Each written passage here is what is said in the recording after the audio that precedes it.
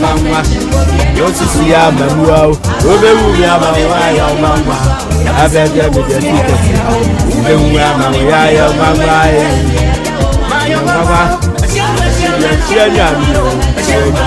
Yes. Hey.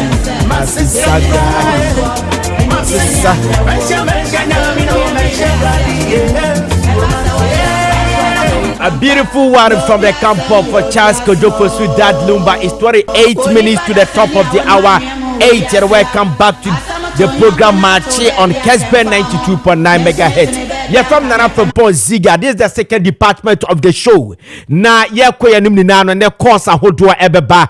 Ye beko ahomano so ye bedi nkomo pii ene se de di kaka hinsem bi ho asem asore denden chieftaincy dispute bi asore denden ewo gomua oboase ene ne mpatam ye beko ni akwa akodimu yakodimu nchiremu ne ye di ho nkomo so ekakra professor Amia Kofi said ye beko ye de tu dwa no wone owura ohene Jan osono asono ba menemo ka sei sabredo mo ho akwaka adwamu NI before Thomas at their fresh at the Pamianu. Yebedi achire na de ohobiano yama maso ate sanso na galamse ho fight President Muhammad ya tudwa se obi oya galamse bia no se ye chew na ye sizi we excavator na se champagne no a enu kwa so omo che no edi ejatom edi enti na papa yi kasa eno so yebedi ho enkomo ko akra tampesempesemu ene matters arising expect baba betnase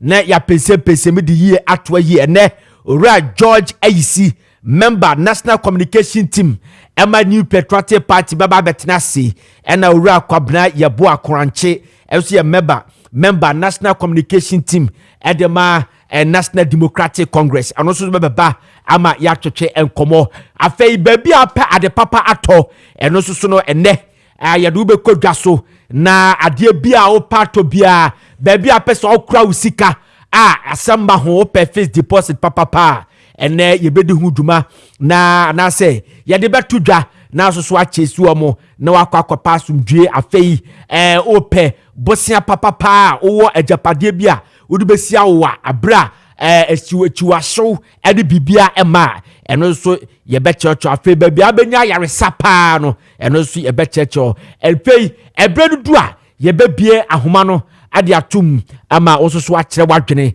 na yanwene oman Ghana ba sa bredu obetima ko Facebook uko Facebook search for Kessben TV Kessben 92.9 search for Kessben 92.9 program be yaba kire wadwene na yebekenkan ede amount ko WhatsApp sisia na kire wadwene fa ho ne kenkan fa mawo number is 0550 596 929 0550 596 929 and here Kessben WhatsApp line enti ewo nkra ha ne mpatamu a Ghana fanani na wo bia no uwia no asave number no atro Kessben 92.9 Accra WhatsApp line no asave ni sa afi text line no normal text line no so 0550 567 929 0550 567 929 emu bia no what the fa hodoma ebeken kan di amount teacher kujo tuabodom adantase ene ediaba was say are they going to arrest all the board members? It was approved by the board. The laughable thing is that the CEO who signs the issue checks is left off the hook. Okay, we'll continue all the text message. But sabrede ye kwa humano so na yani owura yes yani owura Samson Redu vice chairman National Association of Small Scale Miners atwetwen komo owura Samson Redu memo ache ade mama ache dubadie so e pacho me Josephine na owura Redu ka kire ye no dia banie owura President Mahama o ma panini dia tudwa se ene galamse kunya ye kunyi obi bia ye bechi se wo ya galamse no so wo excavator na ye che excavator na nuko ase di jatum ye hye no dia banie aba atwam no omodo omo hye no we di oso won hye no difference ne de yo menya me da CP na me fakonya so na me chia otiefo ne Ghana National Association of Small Scale Miners so enya na chia era from bia asante hene so the boom was a share and a pen and pen for. Near President the Abano, but association Yadana Yajin. Na your support to our can. And the previous, are now more shares excavators in no association, no, near this idea, no. They are a new point here, shame for dear. Name of so be a few back. A be a main cancer or the illegal mining. But make the value of the machine. Na edije tum shin. Say a few crown. Range between 250,000 to $300,000. Na omay mono na yenye fidie no epi. Then so obi akwaye illegal mining. Se o say ye kwaye, se o say ye su ayade a odidi omay no ewu. Enti se efidie na kobasa na se da hometian so se be shi efidie no so a. Na and also yemi say was say insu no say no kwaye na o say no ababa kana da epi. Enunti adenti na wasaja amara enso kra tan de agu ho na ye hye afidie na amara no nso afi na ekopebo sia na eda be kata so ana isi amena o kata afidie excavator o rent sia ubetua about 7,500 Ghana cedis and 7,000 or to square about 7,000 Ghana cedis ansa na wan kasa wato fuel asa agum once I'm operator crown so chop on your sack home. Into efidie no adenti enna nipa na kudi saa bone ne tia oman no yes easy efidie no na amara no egugu bebre no enne ye se ba ko pebusia amna se be ma contract na nipa kro no be weke se efidie ne ye adwuma 8 hours ya bia obo ho ka be 10,000 enunti ye weke ama no say how many days na wo use na wodi akata amana no so na ebo na kosoro no ene mfidie na ebestizi ne nyina no anka yemfa mfidie na emu ho na yen ma yenim ko ho na wo enko yese bedu be yafe ye mfidie no so ayehu eno de ha adwen na emo no yemmo ho ban yie na bedu be bi kura no yemfe emfa mfidie no na yempe operators nka ho na enko yese bi afu enko a ene yeto na ebia yetime kura de akata sa amana na amanfo ejegu wono a mefi se ebedi oman no ewu no ndi se omanpani atiase na se wode sa directives na aba na mesre se inyina yemfa entechri na mom na no so nkyere se obi de epidie no ejina baabi ye de enye a etia emra na ede wo hawo bebre oman no nso a yenko gi ni sika nso na yema na mfa nko daabi Nemo no ye jinso a ye mo ban yie na oman no so enyisu emfanya emfaso emfa emoa oman no so yenko yenim. Okay. Now Mr. Redu yan shadio. Sesi ame no kase galamse kun ayedene. Yeni na ya we say galamse kun ayeden pa. Elsewhere people are suggesting say we have to be radical. See anya radical yentimi entu galamse na say enai Woko China, they faced the same problem until they introduced something called a Yanzi law. I don't know, HSA, sa utu galamse ni achua ye bua ukumfo, death sentence. Omu ja papers de to ensuenia, say no ye to be charged $100,000 any idea. Now Obi Busa say, if you have to be radical to discourage people from, this galamse ye kaya. Burning excavator. What is burning excavator? And what do we lose? Okay, Miriam, I would say near walk no to be radical. Sima walk was no. Any excavator no na ebema it my enforce law no and answer bit my galam so. If you did any ancient or memo for the past be fancy be 5 years ni. If you did saying any ancient no, you miss I won't say a 12 chana. Enipa na wo mo yes niema no en na ye enforce law no ye deal with them binyen fidie no efidie no nipa no agya no no wa hye efidie no wonye sika wo dada wa sa koto foforo what you say enti no na ntimi solve problem no nemu no ye nipa na nkasa na ye sa enwuma no shisha forest mu say ya kwaye say ye nsuo no ebi sesi ameka sesi no ebi mpo daveti nsuo no any pano ne yen chiwo ne bom fam na kwan so ana yen force law no enne political ebetwam military twam na na mote ho community what they say opinions leaders awo wo nyina obi hu itimisha mrase ofe Tuesday yemkom ana ma shema eno de eye adwuma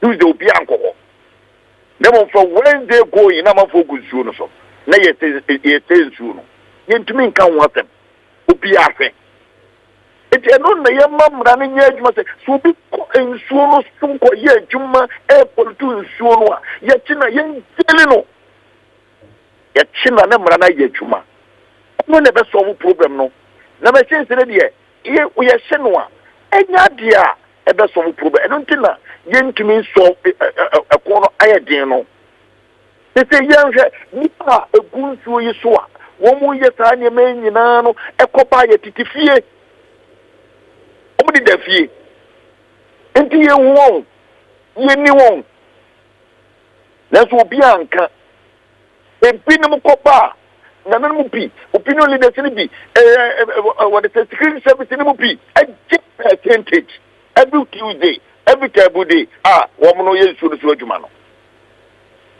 let's say ye kaya nyina adwuna bom na saafo na wowom ni nyina no we are name them and shame them one ikidi ese ketu beka na say do mo formula kwan so e de wo mo hu se ya daily way ni a publish se for mo kan want mo enu na best problem problem e just fidie na wo hye no no ke champan se egunsuo yi tu yo champan no bo no e sen a platform no sama situation ye transport yes ye nyina no ye kwa de ase chamfa no obekọ no okotu chamfa na se fis no sa to fu akwa si we so ba akade a ye betumi de remove eye sa chamfa platform ni nyina de free so na ye ni bi etientime muaye eye ne ye ni nyina free so na ye de mra base wo ye wu se wo ye welder ye wu se wo build that platform bi kura na emra no mfa wonko tum o cheni pano brother ontimi omohu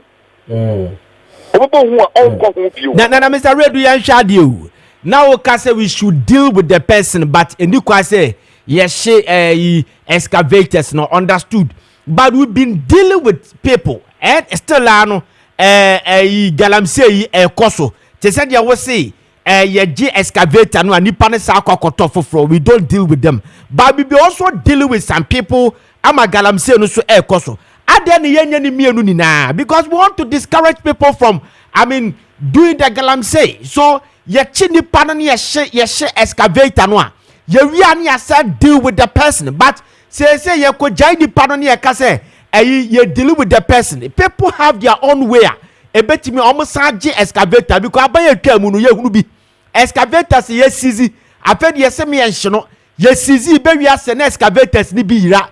I'm not talking about Professor Frimpong Ziega allegation no there be but ye ni excavators ni bi a ye che ni kwhye ba bi a at a point ni na sa ko owners no ho no mo sa di ko bush okay no the obi ji no di ko bush ayira e di anyira yo basi ye discourage nipa no nipa no na asada mo back sense emra no nya adwumanti nti I don't make say yema enforcement of the Lord enya adwuma so that's it me the entire excavator this year no ye kan wasem ne say me na say ye nam ye hwe amana hodo a amanfo atutu agu ho nti ye betuma amana agu ho na de hawa breye na ye bekata so nso eyimfidie ye ntimi fa manpower enkata so mbata wati ase nunti ena mean de another association Adam say ye hwe say efidie no mum no ye de mra kwan ji a ye enforce law no ni ye hwe ni obi a be fa de sa ase be yira no ye fa mra so ni no na de bia ye kasa de we ya ka de e be fa ne sa ase be yira ebi be yira client ebi susu kra ne yete a katasumu mu aso de we come back to the ABCD if you do that and no chere say we are ready to fight the galamsey why don't we apply the radical action to discourage people from even say Okoto Galamsey Okoto excavator in the first place? Say idea excavators no nyina no ya register excavators nyina. It is said ya register car numbers cars ya. Ebi ona epia ho no na ya che ene ya publish ebia excavator number so and so and so excavator no nyina wa aban no ho a nipa ko ehye ne nsa no they will make sure say omo ebetime account for it. So but what I say the court this assembly you said do say na ho no mo media for nyina they say the minor kono le de okona koduru no also obi aba bi so that say so obi aba bi na the message na nanom tisu no say be minor a wom sesi an general wom se emra wo ho nanso so no nanam so wotumi so that say they say sana mani nyina no na say omunya say nanam nya so omdomo jimu a bidie ade ebeboa media ko edi akira ade ebede ebeboa afidie ne ba ye no say na de besi wo ekọ no say yin na ye adwuma ye nya ye monitor edi adwuma na ye wo ho na nyina ekoso ade ebeboa ye they all say people say you say na edru baby na say amafo crash forest no mo ye adwuma na nanam wo kro mo ntimi nko ho what you say identity obekone security for a good mo a say bo chana for ho ban no na areho so what you say ye kaka kredi ani ye jai na mo nya tumi no busu no be na koso bon enti se se no ni kono de awo se nyina obia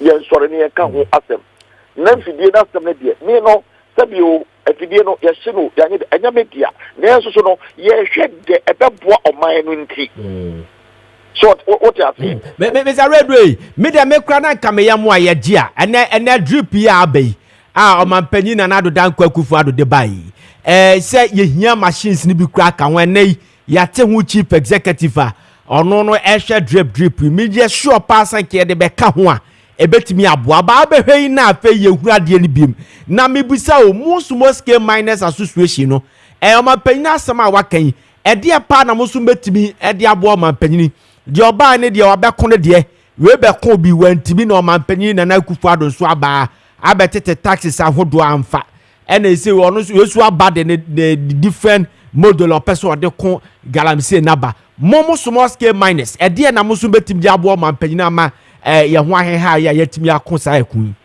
Okay, em say na no ya no what 18 member working committee no. We say obi a what ho asem. No kreni ye no ma association slot baako. Ye daso bi. Be kwa na me daso. Be ka committee no ho. Eguso a ye hyehye the association bi tumi aye e de aboa bia no ye de tudwa e wo ho. On say ye sa ka kire omampeni say we what be said near Saka say on power association no na say all over the mining areas no ye wo district no ye wo executive executive nature no so ye time wo zona association no so e wo ho bia so executive no so e wo ho ye see is yem community on fan share yenko ayensa ho no ye ma media for mra bi na namo emra mubi yema security agents emra mubi na ye nyina yenkuntia fa ne ma no ye betumi aye ya kasa asimu da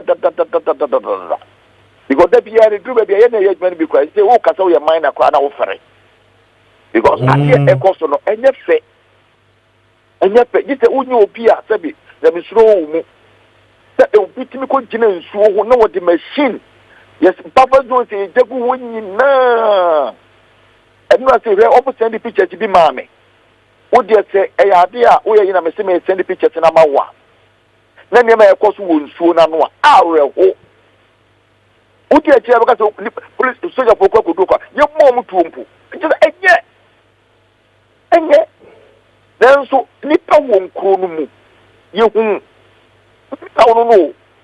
Only for your best wrong. Ni ekon yem peja ye won enya sa ebedru baabi no ensuo kura asem ye de bedware ye nya Enti yesterday me kasa say ya hey so we association member so we wan yo so we sa boni ni bi nko ade a awu say mura ni wudi because mine no nya sanity mine no first what is a miracle commission for EPA for ba wachi for inspection na won popo it's say reclamation baby a were dru kura na won ko akire no na wo hwese obeto aso ansa na waye e dey dey say obi nko jipi pampo ena me fan say wo de mra no aye adwuma na wo kwabra na tumi afa machine na wo tumi divert nsuo penifo twem security twem one twem politicians twem and so enam the political world no any hunti or a party ba na wo ye sakwana asemu amoye no legally no mo koka beka mo kayen me sure pass any tika kan no bia obi a wo kran so bia wo kasa bia eme en share excavator because be hwe na task force for yiba oba wo musa hwe na ye because nipa bebre were victims to ade ane ye ka ho asem ebi mu ho no mo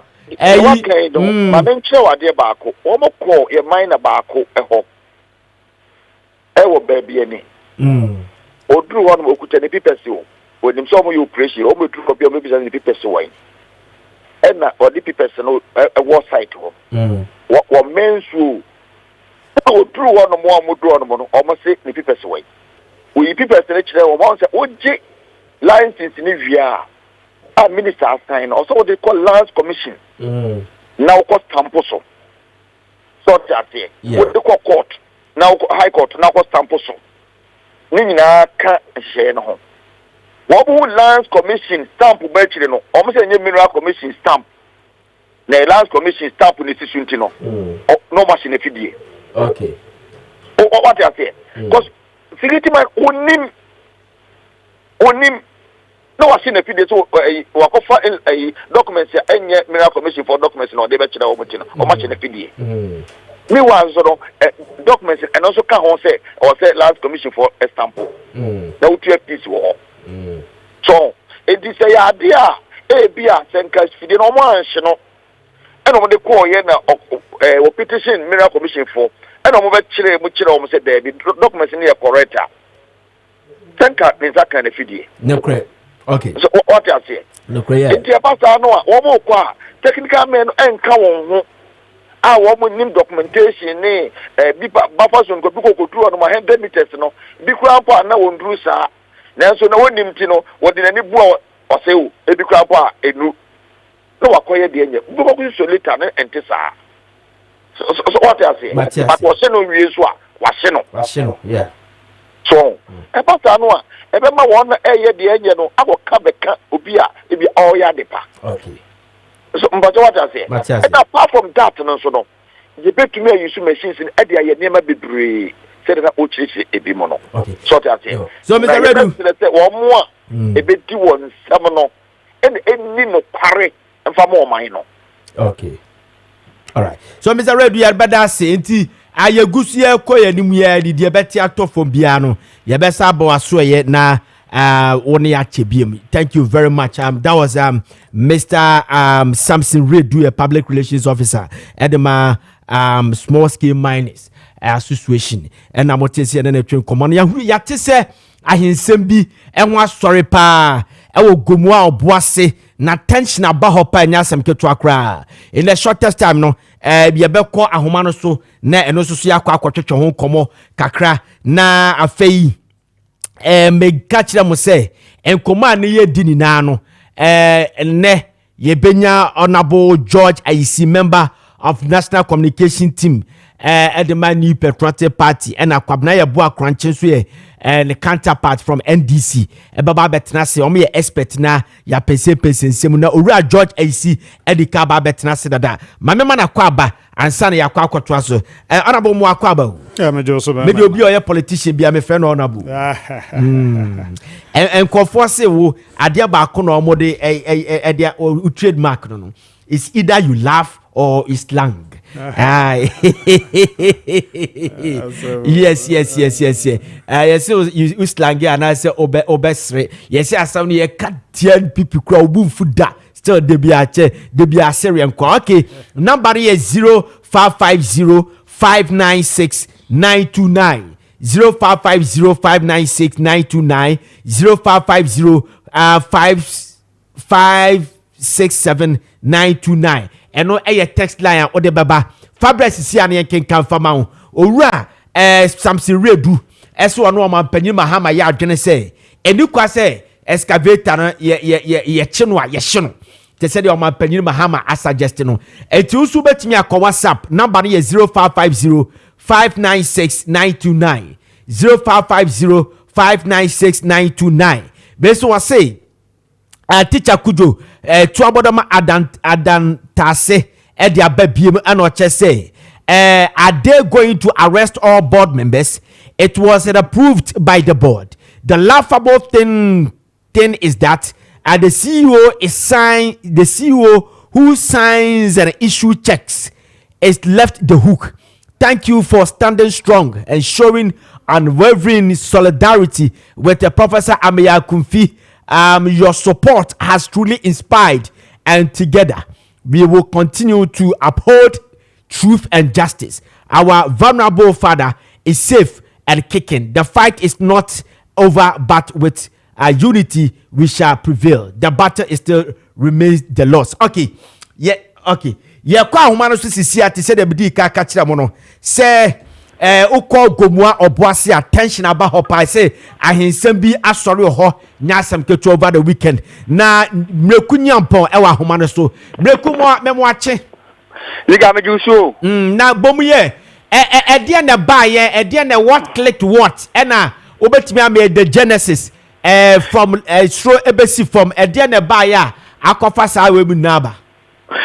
Okay, Ziega, my mention on what chief on our food na me no ka say dia obi say me ho ye dia mo ye nemum gumu oboase na enwo na obi bi say gumu oboase ne kra wo he wo gumu central eye mansini mo fifi mantem ha na omomra se bedwani eye yewura obin kwame asare ye fedo na friend A+ ono ene MP ewo ho na gumu oboase no eye kuro bi a wo hwe gumu ankuro na wo mpatem ode a eye kuro bi a esunye pa na Ziega ade a maintain wase wo ho deda ni nyina de fa ahensem ho hwan ne yo hene me yo hene sorry ho me na membra no ade a wo kakra be fie be me nsani ana nani ana o hina na wo ho ankasa efimu enti ofimu no ena mo yese wo hwe gomuafo amamremu a ye fo bi ese wo hwe akira ye friend regent ana se obatan gomu omukase mo mfe no abutua batan ana regent ono ena eya na ohwe akire na gomu oboase ho no na ofimu no ne na ohwe akire as regent na na kwabnata a cheso no ni mfie nkwa Ziega wo hwe a yeso oye run be se ni 70s mu ano enfoni amde bai no ka ho obi a ona chef gufita ne mu yedu kama ono na ehwe akire na mintim wase kakaka na eba no ena gomu adwuma ko traditional council oman hi na wo ho nkane ne kwa oba mfifi mantem ho a no ne regional house of chief president na no obremponya for camper wono ena ye oman hi ne ewo patem ha ukọ gomu oboase nso ehye eye gomu adwuma ko traditional council no ehye ase ena otase di da bi ani obeti committee bi na o ma hwehwe niemamu na ne osefata so odi ade wo krum ho no na odi na adi ade ampani ampa committee ni timi ayo mo hwehwe mu yom bibia wie ya me no ka sei o matimi asi o hene foforo kra be 3 days na o kimi ensani ama Kessben kra me kokrum o ye koye news wasa kwa kusua kra da ma traditional council no wo gomu adwuma ko de ma omo man hene a chese bibia ekokoso wo ho na wei ana enrada enya nya ntie se ohine a yesi ni foforo a chese onu ewo krum ho wo ko no akwakoye amamre na amane e de ama eye amanfo anase enkonwa no nana imbri asumako onu ena obi a yayi no young man cry obso o mamedi kroni so ama chese mo ya amamre na amane se na bi kan kan na enti onu na busuafo no ho according to source ne ko wa church on krata e de ama eye president so won komo nyina chese se me na mababedi so enti bibia ni na mo ha obi amfamra eto wo kwa trance a mo hwe no mo adwendwen abusua no mo adwendwen kuro no mo ayi amamle na mane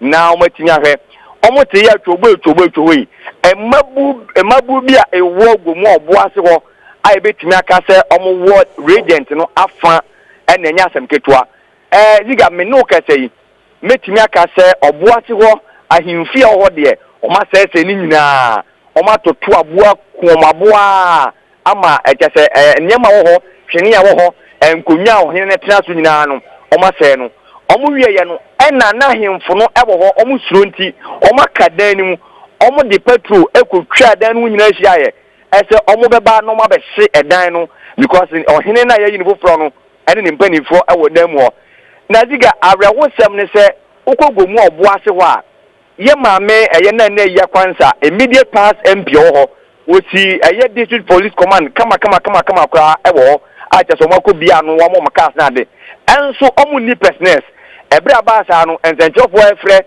na eye timamufo na efre police force momra police commander ho e kan rokwe e kire se enya dia ne me omu owo personals because gomu abo ase wana nkasa no den konkuru na ho na ye district command na nkasa no personals ho kwa nu for enya na ese ye frɛ eye Swedro because almost Swedro division nso ase ziga mesi ye boy almost so personal ho na ho ne so over 3 hours na hemfo no ehye dan mu aye kom abo na de omo kasa omo de koye ne sisori nyina no omo ya ade omo papa no e took omo ankasa omo MP adodo na frɛ no A+ se oba mpatem ho na ofa phone de frɛ IDP ansa na man ni bi mi ni ba bi omo free de e baaye meno ka say eyadia regional police command our central region on say ahana ya chechem central east in the ka so ni patem na so ko gomu obo asa de omo hye eye central region say in terms of policing no enti eye bra chance Kofi Adu a ye regional commander nkasa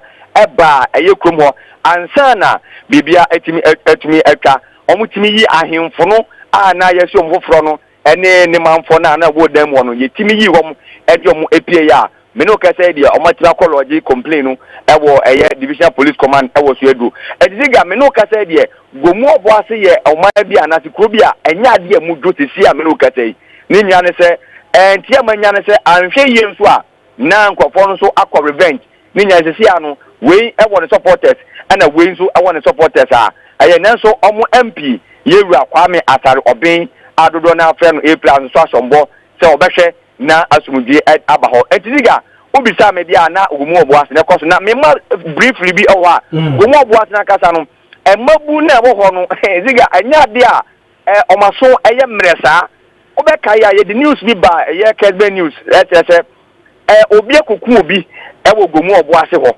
na timamufo ne youth no tutu se police fo ho no antimi anya proactive na sansem ni siye me no kasa yi omo ko sese the newly built police commander ho no SS police cars ho nyina ame no kasa asem no ko ni be se 1 month ani se we asaba no enti e kasa obi oni mo boto na oni mo boa kompa de a gomu oboase youth ni de ziga enya asem ke 20 ye bompa ye se police for atimi aso asem num na kwakọ wie IGP anim na kwakọ wie omo regional commander anim de ye betimi aka se ebia na omo timi aso no na emom enya ade a me no kasa de eye ogomu oboase ho adwo ziga I say himself they very very sensitive tie nkomu bi na babia babia bedru bia no efa prosifo nsem no am yaso ate na kwame nso de kwame oben honorable kwame obiasare on de me sure pa me gidi se obetimi ahandama ye de ye atwa ye so nyampo meda wase nyame ya adomo a se wi bibisa development for ba no am yaso ate why meda ziga okay. All right, Mrekunyampo, Yanam senior, ono no ewo central region, and I'm say tension abba awo gomua oboase ode ho asem ede atudwano na yebesa akwa homano so enche na yakotwetwe nkomo ekakra yebekai say over the weekend owura ohini Jan Asonoba deputy director edema national service fa ghost names ewo payroll ho asem no amobe kai se last week ne ka ho asem a yahuni se approach for NIB for akofa no national investigation bureau for akofa no one professor Amia Kofi enso so on the SML so a story no enti eno the shortest time no ye bepe endifo na ye no amatwetwe ehon komo na sa brebe koso edo message na ba normal text message no 0550 567929 0550 567929 and 0550 596929 and also WhatsApp 0550596929. We are now save at the actor phone so now I save the Kessben 92.9 WhatsApp line and I said text line. Okay, we will see. Good morning, Ziega. My name is Chairman Nyoma from UCC. President Mahama said he's giving workers 10% because NPP has stolen all the money. Fast forward to 2014 when it was his own government, he gave workers COLA of 10%. So at that time, what was the cause of the issue? Cause or the issue? Okay, thank you very much. But as a pa, all right, you will say our offense. So yet me kind farmer. Also call Facebook. Uko Facebook. I'll bet me a catch na. Watch your message in the Abania Kenkai at the amount. Be say to me, WhatsApp. Oko WhatsApp on swa. Try the buy back Kenkai at the amount. We say if you want her, Eric Kwakubwadi patriotic voice became and the diaba. Was say President Mahama should stop the unnecessary sacking government employees. How can you promise 24-hour economy and turn around sacking teachers, nurses, and the security personnel and etc. across the country? Mr. President, please focus on delivering your 24-hour economy policy and leave these innocent people alone. All right, this one coming from Eric Kwaku Bwadi, patriotic voice became energy. But Mama, Honorable AC Akwaba, Honorable Mwakwaba. Major Sodamana. Bidia se bibia bokwa busiani na so hoye. Oh, bia abo de other room. And honorable ba kon so hoye de. Yes, no, yeah. Yeah, the radiasi. Honorable, ya beba issue ni na so. Ye your course ne beba issue no so. And ne be pon 10 o'clock. Yeah, okay. The program runs until 10 a.m. So we have a more taba. Asembia ba. And I'm pesa me jo adwenchine. Efa you as a new patriotic party. Menyan nti asem yenu na mbisa wait our just 5 minutes. Then we move to the substantive topics.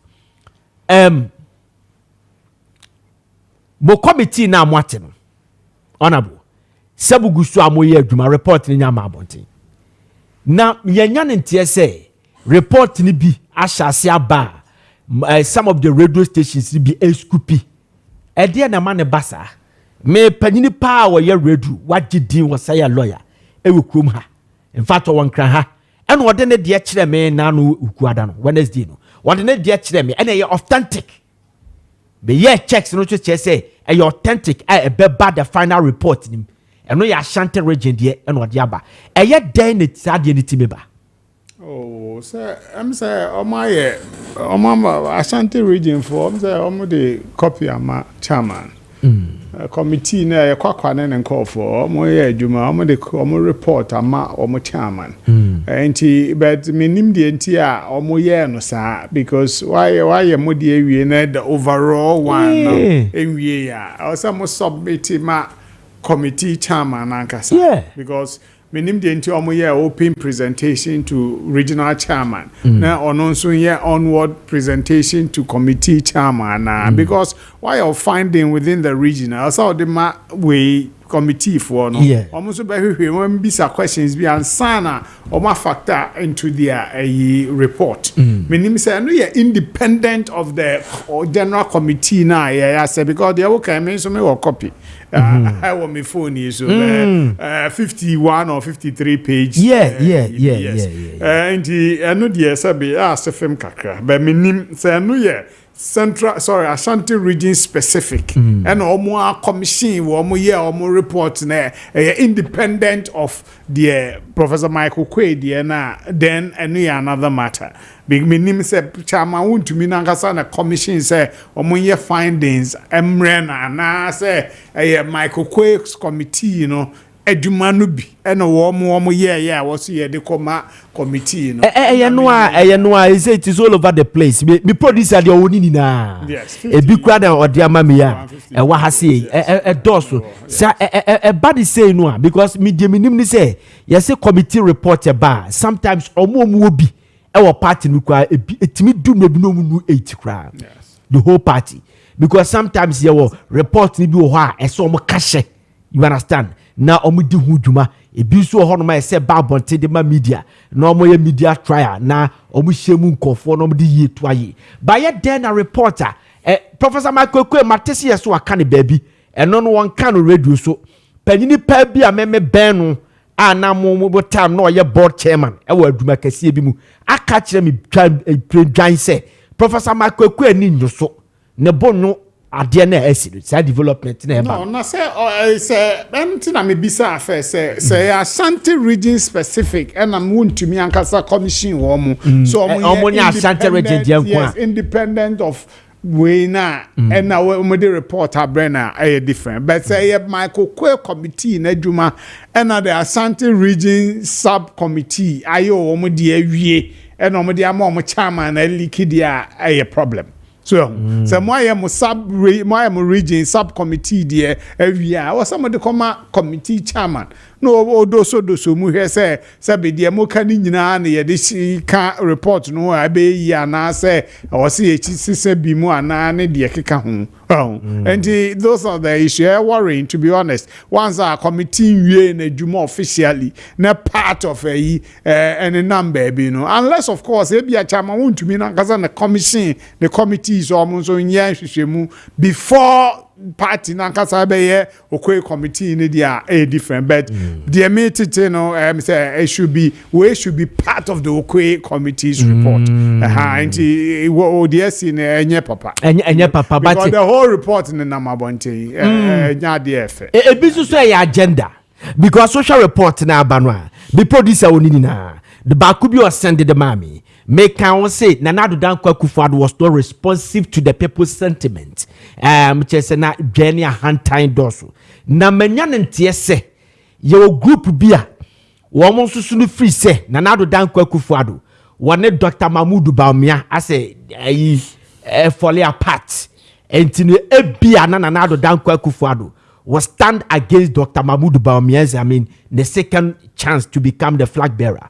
So these people are more bent. Dr. Bawumia, they want to find a way to discredit Nanado Dankwa Akufo-Addo and sakra na ebia the main report naba. Okay, Matthias. Nanado, they were passionate about Bawumia's agenda. No, please. Na ye bekoya yunuso. Na Dr. Bawumia beside naba. I don't know. Young MPP Democratic Party, ye be a party. No, ama obi a person for from we 40 years and above and in good standing. Ubeti me a file. That is your opposition.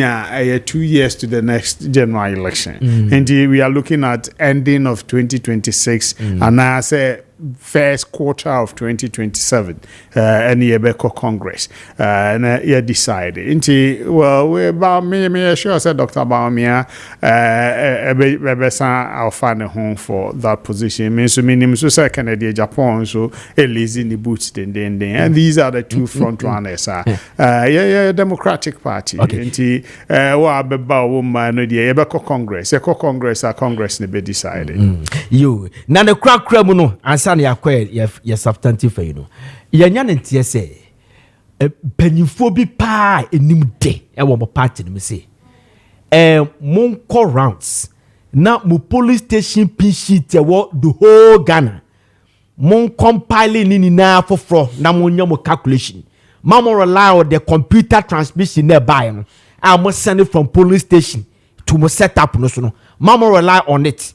Ba mo ko police station bia na mo hwa mo sheet na mo sign any tabulation calculation hwe because obu gidi ye pass percentage na mo nyae no enye de enye normal it 1% mo hwa the percentage no that 44 point something percent na mo nyae so this call no do you agree with this call say some yes sad no for purpose of something an institutional memory sake. And now say you buy that idea, say they should still go ahead and do it. And I'm not lose genuinely.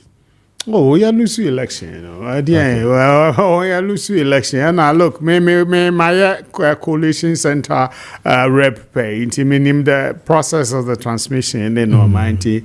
The constituency now, that's the reporter. Generated from the constituency coalition center. And the fee polling station ya back constituency, you know, and then you compile it near the area. But any wrong say say nothing wrong with that, but to what end? It's here the day. Say will be a mu anase day. You will be where you mudiana just say, oh, Abamuna will be to me out there, and I just say, you are not worth your salt. Do you get it? I may sure say and call for the Jumana Qua was warm year. Ghana for and 8 and 20 and again. Yeni padodo na nkotwaba because of despondency and apathy. Despondency and apathy. In fact, leak na wa hu ni nyina sa no ma no bebre yes. Enti yenkofo abufuo bebre e bae. And ebi mu fin se bi ebi di DJ bi ne no ma enti se bi yes di DJ so ba Ziega. Eni mu na ne nam. So enti say omo si yen ya ensi hu kwan say ya but to what end? They are collating in normal. People like Joe are not in the control here, you know. The IT systems in normal. May we deal with the map. And the answer that is unless of course we can say ebia womo change in the transmission process no be trigger na be change, but that's not true. The votes are here, no, it's the will of the people. It's the will. Unfortunately, Ghana for TTI. Oh, okay. All right. Yeah. Oh, see a G2 near yes, any 20 the committee report you here no. In the leakages no here. Report no full no bad in near Kwanya on the way forward. You bet me within this 4 years time, no. You bet me I radically restructure our party and then rebuild and recapture. Okay. So thank you very much. Quite yes,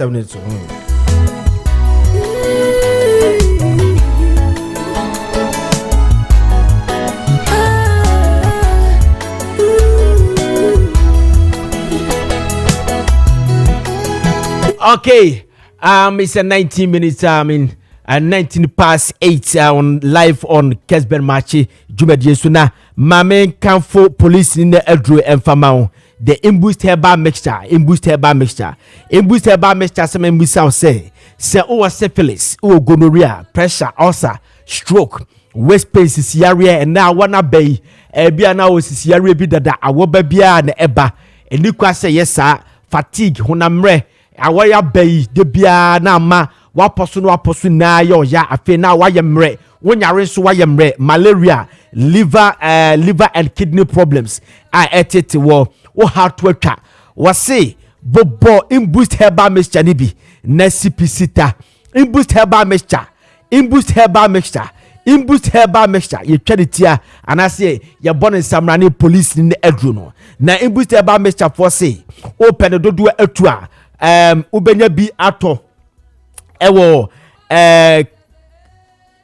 oko pharmacy ahodo bi abenya bi ato afei herbal shops bi abenya bi ato uko ti regia obi oho wa bogatanga tamale Accra Okaishi drug lane ubenya bi ato bokonso so ye Calamed pharmacy eno no low cost road eno so ubenya bi ato imboost herbal mixture bubobi na ohoden ACPC ta woni sa yare akura mabobo no a wonu bia etima ohoye dene na ehwete yare di na etugu fe number we sisi a 0246 208496 0246 208496 abre me kwa homa no so na ya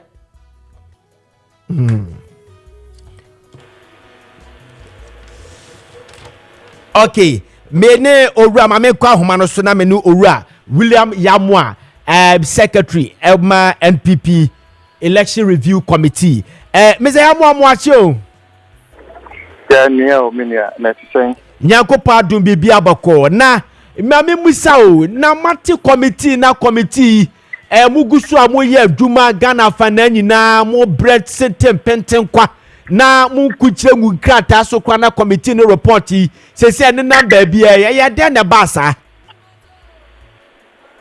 Oh, Minia. At the time, one of the speaker, and you speaker voice me, right? Where Nana Frimpong Ziega. Nana. Oh, yeah. At the time. Nyamia domara kwa biaboko. Beautiful, nice one. Make sure what here for so. Minia committee ni ya jumao. When you say my 3 months mandate or timeline, say within that period, you know, you submitting a report. Yes, you bet me a year. Say idea. No 3 months, no. See, you bet me and sign a time. That's why you back up National Council. But you it's so one who report to be and social media. They are now and yet committee, Michael Quay committee, a report and minimum report to concern what can watch them. But you and you should know, say, you will be an Amaya Juma, the part in the National Council. It is a part in the National Council, my Juma. So I would say, so be my say, Juma. What the Juma no report on an Adebaka Commando, and yet the public or social media, and a destination, or Juma, why you know, Obekako dampen and I say, Obekako share, Emma, the Pacono were right to say, or no crano, or see you, and I say, or reprimand you. It is share the pedigree, the kind of people. More your committee, so a tier for messless, except for the purpose of what we are doing, in the main Kaya a tier for Adjunakakra. Professor Aaron Michael Quay, our chairs are meeting with winning the Juma and the public service life, or believing in structures and then ethics. Professor Emerita, in Tiamwa Bedu, what do our level, Emerita status now. You should know, says Sani Pakono and Yanadia anyhow. And then you were a Professor Bet Buedi, our UCC.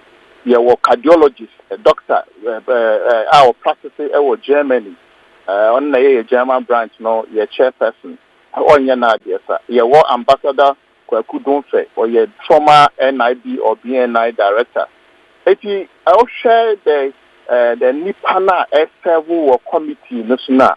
A better thing say and cast a committee in your bed down for your report without considering ethical implications, any other related guidelines governing your Jumano. Now you better see your crack or share with social media platform. It may pass one will be this in fear committee, no, na in fear also. Now, Mr. Yamwa, dear Wokai, no, na your Pessia Chiru.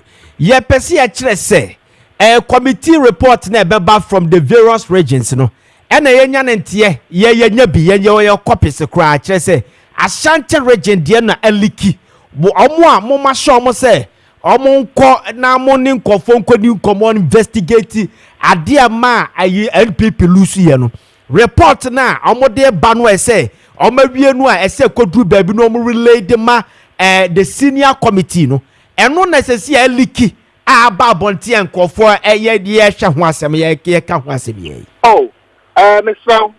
Your committee members na Juma wa Ashanti region no.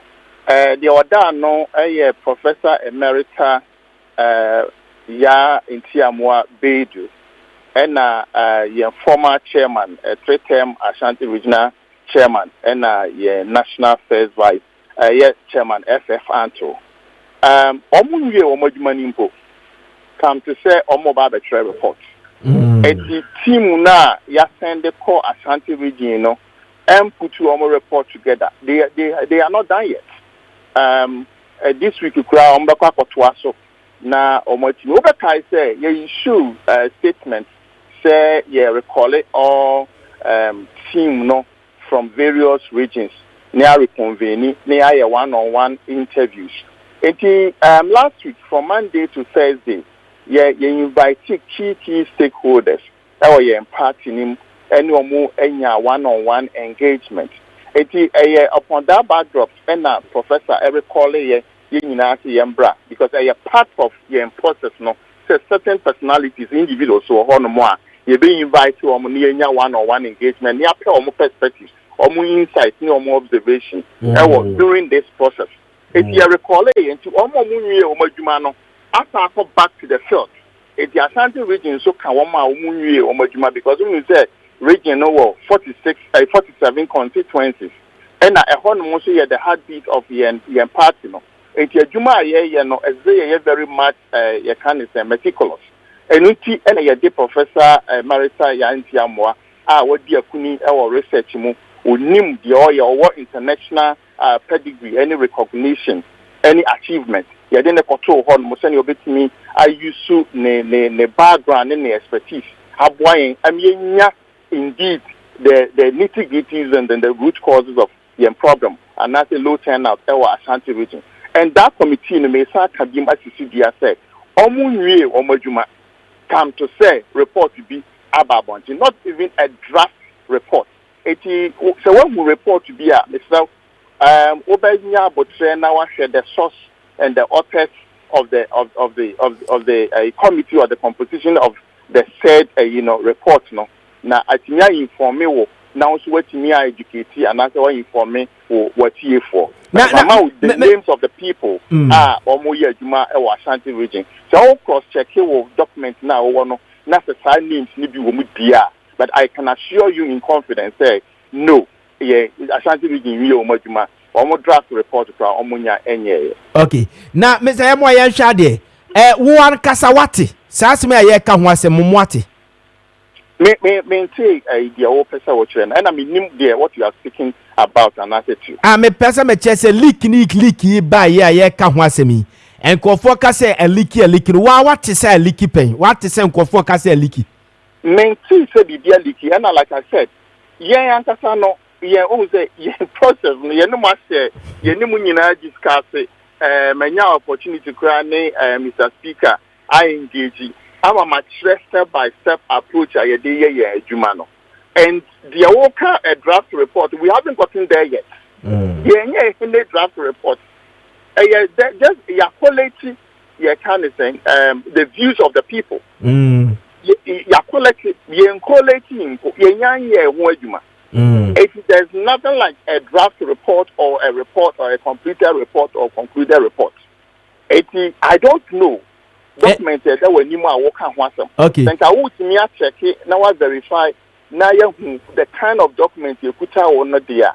And no, make me catch all in, but I can tell you in confidence say you need your document to be anywhere leaking. I document to be actually ability. Okay, let us say this is the first time I want to see a report to be about exactly so. Okay, exactly so. And in this case, no, and this case, mobile investigate. Now, more the statement to Baba Bontia be catch and Kofo say. Dia bana ene na mu aye ka ho asem egu nkofo hu fi no enye no clear report na nka se de nyamai mo di statement be ba bonte na mu wie so am ba investigate a ba bi efri ba no the me use platform because o platform yi e ko a chi na ni patie wunti no they ka atre atiefo nyina na de obeti no so nka kire busuani say Professor Michael Quay committee your report and you're ready. Not even your draft report. You can't do that stage yet. It is a OB and say report be our social media and all attributed to your committee, not say a product of your work there. If I couldn't disregard it. Or at best, on finding the source of that report. Now, on to me who are ascertaining. Now, your report no and you're ready. And you're ready. Procedurally, no, you best submit it to the the National Council through the General Secretary. Okay. Now, one more advice on what the and no, the moment that is done, you juma. And until you best submit your report at the social media. I'm the General Secretary, you need social media any and contribute because social media you may be saying it. Okay. Mr. Amo better one see enti ye ko enum na no de be si bia so ye be san ba so ye na waboye mu biem ye da se nyankopon enka ho owura William Yamwa secretary NPP election review committee and amote say asem a na ye di ho komo sisi ano ono so ne de atudwa na honorable Aizi say what did your kind? Yeah. Also, omunya official report. We conclude draft report grammar out. And then an American say Chama won't me ankasa commission team be so omunye bibisa for Ashanti region. But one say official one minia me yakana.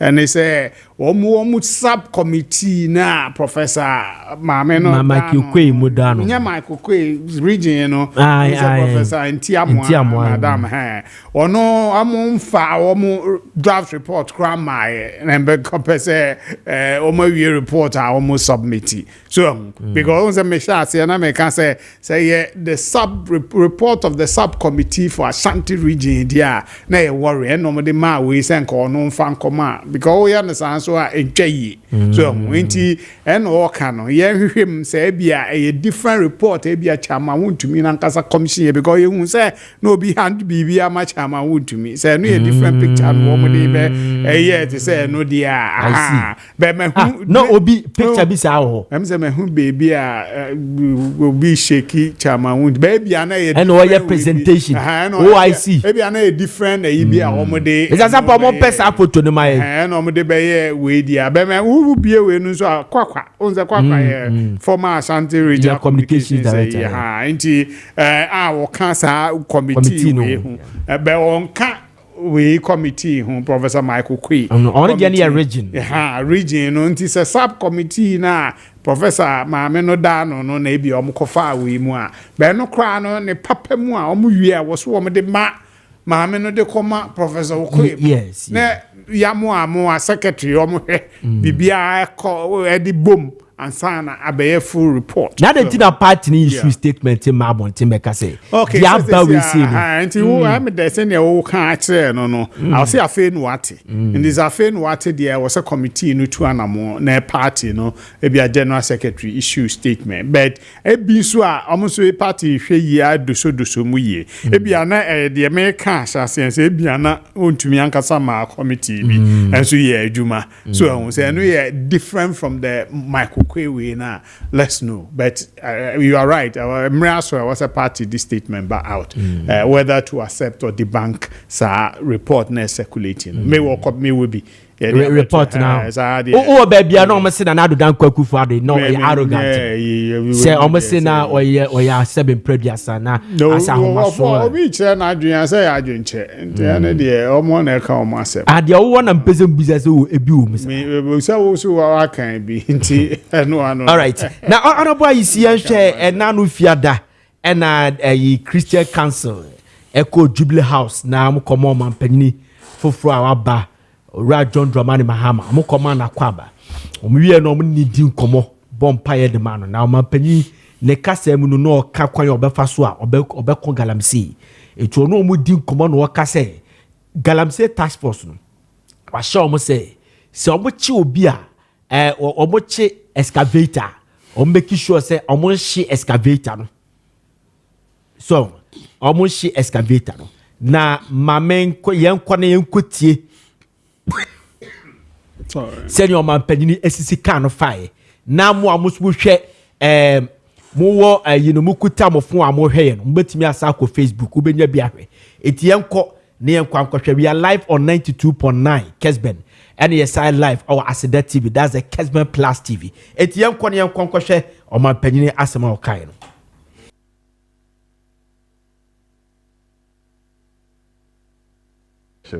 and tell Ghanaians show Ghanaians what the real state of the nation is. And I believe that we must bring honesty in leadership and tell Ghanaians what the real situation is. I think that if Ghanaians understand what the situation is, they are willing to make the sacrifices to make things better for everybody. With regards to the issues you raised, Galamsey is a major headache for all of us. It's estimated that currently about 1.8 million of our compatriots are involved in small-scale mining. And that creates a big issue with regards to issues of employment and displacement, you know, from small-scale mining. Small-scale mining is legal, and our laws recognize it. But it must be done in a responsible and sustainable manner. We have about 280 forest reserves in this country, and the ones that are affected are about 43. And so we did one operation in the Tanonimiri forest reserves, and we've gotten the excavators and things out.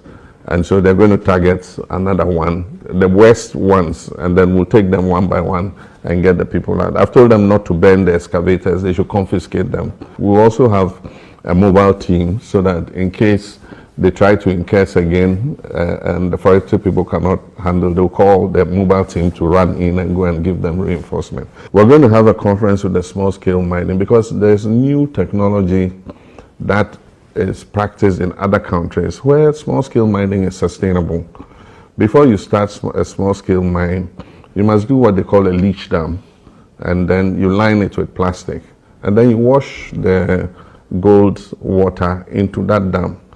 After you finish, and that's what the big companies do, they have cleaning agents they put in the water, and it takes out all the toxins and everything, and you can discharge the water back into the environment. So we would engage with them and bring some of these new technologies to their attention. When I was president, I made a statement that we're going to move to a situation where if the missions have a hospital in an area, we're not going to come and compete with the mission by building another hospital. We'd rather use the resources to improve the mission hospital so that they provide service. I believe that if some of the missions are interested, we could get them to finish the hospital and manage the hospital and provide the service, so that government who can find it to be a mix. We can also raise money and finish some, but the mission hospitals too. Okay, that was President Mahama, and I'm what is on Council of Christian Council, Asia, no Okase Galamsey, CNCC say, Yesu ni ya forest no enya semke 20 wahye se ye chi obi oye galamsey na so yusu excavator eni kwase ye hye excavator no ka bibi fa hospitals or bacha ho no will come there later on. But mama sha say free honorable AC honorable baby ababeduni, if you want to be radical and aggressive enough, do we have to go on this tangent say yenche excavator? Well, to be honest with you, Tama excavator na Bresso as president going to media and Washishibi. But beginning na me so na mentiase say ubeji excavator no wahye no. So then a season 2, especially from baby amewo wokobai wo hu say ehun hia se ye be hia. But was say NCC excavators now. Was what they stringent measures at all.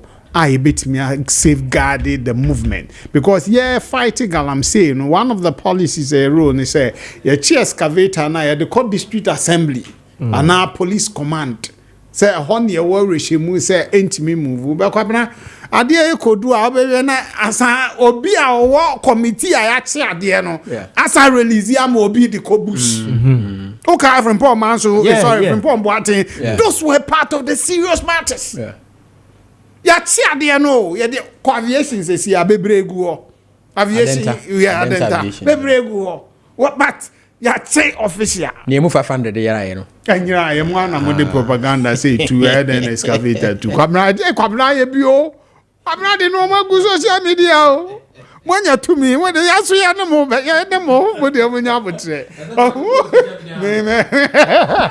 Oh, and Ziega.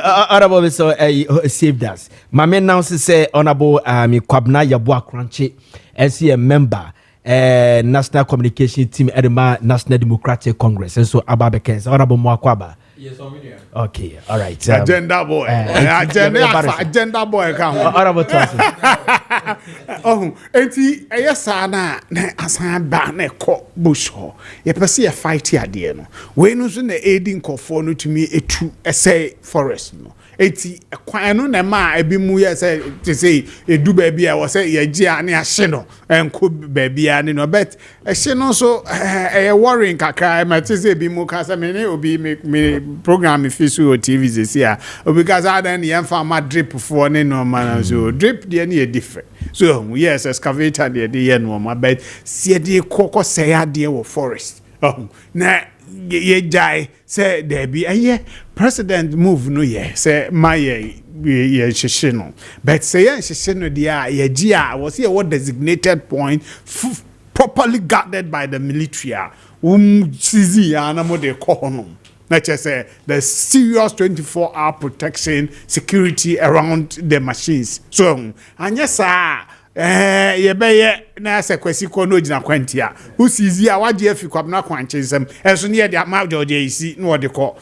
ye adwuma anajo no ya omo ye o omo de ko ye adwuma anajo unse machine no so omo wo excavator ne ni bi wo ho a no wi fi mu a ntimi nya adwuma enti anajo omo ya no matu no omo de ko but obi wo ho a omo timi san de bi be shem no de akoye adwuma anajo those are the enti na small scale mine only be kasai omo ne galamse fo no ta ko because omo no officially omo high sa de ebidi adwuma so but omo upon 5 6 7 omo kofie no na galamse fo na aba besi wo mo chi anaju sa ko si anopa na omo ye adwuma ebi kura omo de omo machines no kura na ye adwuma no so because ultimately omo wi a omo small scale miners no beton gold na ma wo so what don't omo no any interest wo ono wa ye wa official one wo but ultimately no say I'm say for be fa machine ye adwuma na jo ato machi a wo wi a hwan wo koton gold na ma no okoton ma small scale miner enti wo interest wo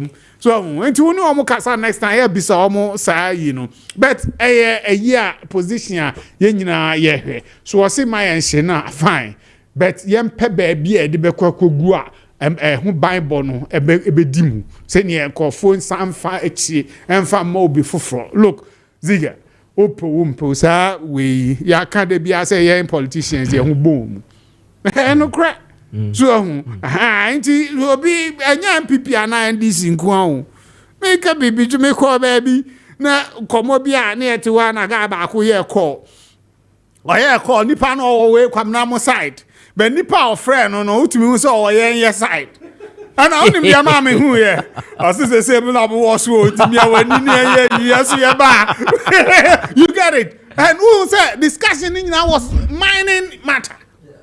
Oh, me am region, still region. Mining na there means some person me body area, my boy in area natural. So it tells you how I'm saying fight here bad because NDC need one for MPP near, which was almost partners in the business. So and those are the matters. And President Mahama said so one person was to be my fine because now I say no is to serve as deterrent to or more important machines. No, but we could spend this cat be over $100,000. The tour the Bedu port now clear near the Kobush now another one so also man and Nikon said the movement of the machine excavators. So first then call for rent pa. But they say no and a man of renting to the individual miners. Galam say for first no more renting. But they say amu shishinti omo renting no omo time renting ma wo okasa wo de koye mining a wo bo a on farm ma. And that was to discourage the use of the excavators ne no ma. But the president so won share e kwan ben so no obefa and ko aggravate situations they say the ancient Mrs. if you are na me dia makwabna na kwabna de ko ya ko difi kwabna ho na ya san ko GF ho na George me so me de ko na still business is going on e ho no so man ani ko na yempe baby the whole Ghana who sees the excavator fi baby your central pointer or see the ko and fully guarded by the security yes you are talking about a military issue and Operation Cowleg. We saw military and a Fulani herdsmen issue by. Later on, we saw some military personnel na omo ni fulani phone bi eje omo jeje yi nantwie ne sa normal no omo ekọ baabi a ne nuko aso omo kọ ne ade aye omo soso ano kakra the police and military combined task force our Galamsey Erasmus reporter by HS na military phone bi eye Galamsey. So how do we trust this? Because listen, baby ade ne be kobiano, how will you know say ade we ye sizi you were 23 years sizi wa hasi and one that does see honum abra enko baby inventory. And what do you do at the end of the day? There should be continuous supervision and punitive measures. Your officer now, who say why your soldier and police, the security forces are there. Won't cry a reduction in ranks or a serious punishment and disgrace to them. Auntie, who be bisa or a colonel not tin or sober form, and now a sergeant not tin or who is going to do that? Now, accountable to an authority. President Nankasana, a commander-in-chief of the Ghana Armed Forces. So, look, unim dia can hear no cre. Do baby do baby say people soldier for prefer to go on Galam stop operation than Lebanon. Yeah. Or Sudan. One peacekeeping. Or pay we no say honum because you get it. And I'm a car baby, so and that's the truth, Ziega. A big money zone. Mining way, so what's not mining enclave da? A big business, or more mine, so the Ghana must go, scrap bim, because your quiet no him so benya times 10 and now times 3 cry. Obenya into all this kind of mawa, one soon. Stories be brayate and ma. Yeah, they are no a challenge, a fight, no challenge because and Kofona operating within the sector. No, you ready to compromise you. You ready to give sika who be that. Why you do my 2030 who be that? Whatever man one day. No, where you were near her baby. No, Marco, you are because we are area now. Scout be dream and yes, we so our assassin and no need challenge no inti the minister sorry president his excellency be short way call for Irish 2 weeks 3 weeks no change now another team call but no so almost per way because them say because I say familiarity breeds contempt. So because the partner call no check bebre I know I feel obi ehun no so ehun omo enema na ntwe de ya okay. So because I bet na from planes over 6 months 1 year. What done in the mama survive and they say we the patriotism becomes a problem. But about 3 weeks 2 weeks I saw 1 month near the trust. No, say that me or money yankofo any da or some boy my home territorial integrity. Make adequate make asare say. I would say upon that precedent amediama nyina no. We also have say your chief vessel biwo eposua. This be ekuta substances be your suspect say your cocaine, your dia laboratory, your check here you say your cocaine. There are some places be a wateshi and your question. Yeshina yaje hu nyina na onze we science ye fra be compound two substance put together na form a compound it wo hye cocaine no ase no cocaine ase no as chan ye fe no gomoza eno se ye ton very expensive eno na omo pa match so mu a no mo tuko mu sa na wa yese de eno no etetare ba bi ye de yaje hu no a ye de padlock ene police for a guiding on then as I go call the various affairs the junkie zones. That's a one more so upon this that I don't trust. I don't trust the military. Who will you trust? The military, the police and the military, the needed security and national security for. So, woman soon, woman cause I go Moza, no crime and tailor. Yes, your rock, your Gomoza. Yeah, Honorable Crunchy, Olua, the frog Kabnaya Boa. So, yeah, now. Yes, shadow. Okwa China, they were facing the same problem. Almost fighting Galamsey. In fact, at a point, we did the history of China. It was so serious. So they passed a Yanzi law. And the Yanzi law, the punishment is hierarchical. You were there, death sentence. There were there, what the chemical goods so no more, $100,000. What the paper, you trust to jail to so much, you will see harsh punishment to the extent that you couldn't for our galamsey. Yeah, dear, yes, say, Obia what this caveta bebano, said the panomeyan yanishi, ye chenwa. Ye deal with the person that the excavator no yen farm excavator and blame and to an abra yen show. Obi kunipa ama a solve the problem. Yes, she excavator never solve your problem. What is excavator? Well, Nana did kind of mention a phone I'm say the issue of Galamsey I'm one of the people I think one of the channels is it UTV? Yes. And I can say I speak for the NDC. Yeah. I'm a party na ba mu. Name siaba. Na wo a party ni. Na ba ko hye nsuom ana akwayem. Na wakwa akotu afumagudi wo ho na de asa nsuo, de asa nsase no. Yenya e besan betena TV so. Na yasa aka ho asem. Yeah. Na saa adwuma no yenyaye minim say with time no ye be hye ase. And I want the Galamsey issue no.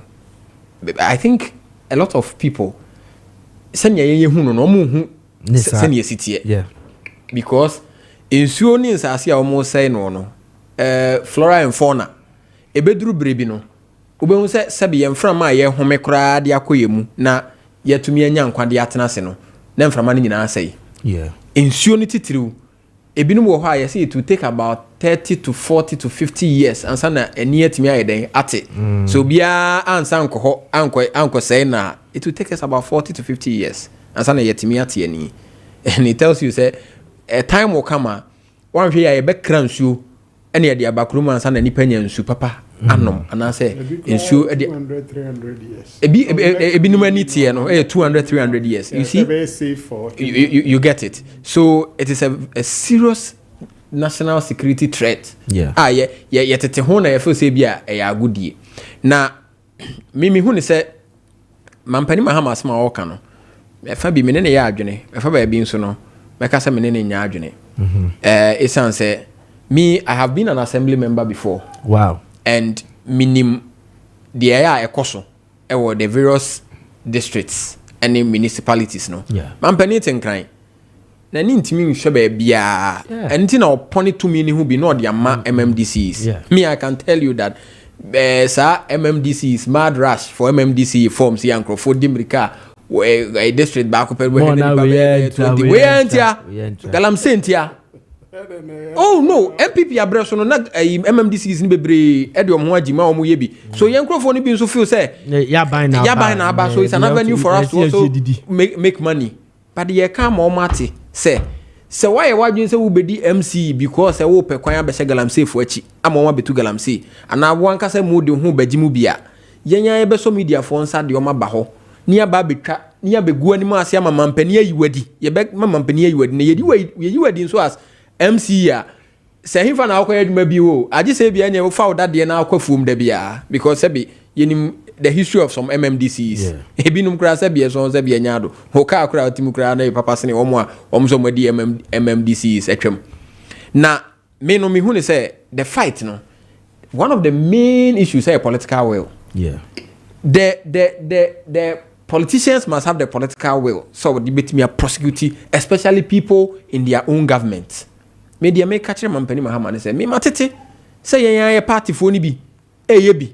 Na no adam it is MPB edin kura bem na no me hu say yes me hu so Mr. Mo with your distance yourself from asasem me entina ma modin no entina ma modin no Western North there no you need proof na graphic mo kura na graphic Mr. ya dey any proof me MP ya mbo ni din wo graphic mu na ahemfo kura ka so ma ban no kura from there so at ya say enti there ye can say wo ye politician na wo kwahye amanfo achi ana nkwada achi de omkugu ho no because hwe na naziga me ameti hai ubisa me say me nkoto Galamsey gadget ana yemfa say excavator metiwe mini kapre ana tro ana sempo amde koto friend say excavator and crank to ya omugu ewuram ho ya omu na omu yes adwuma omu bie ni wo excavator sika amanyofo any people in high places omu na omu kura sika no na omu toto ne ma no na omu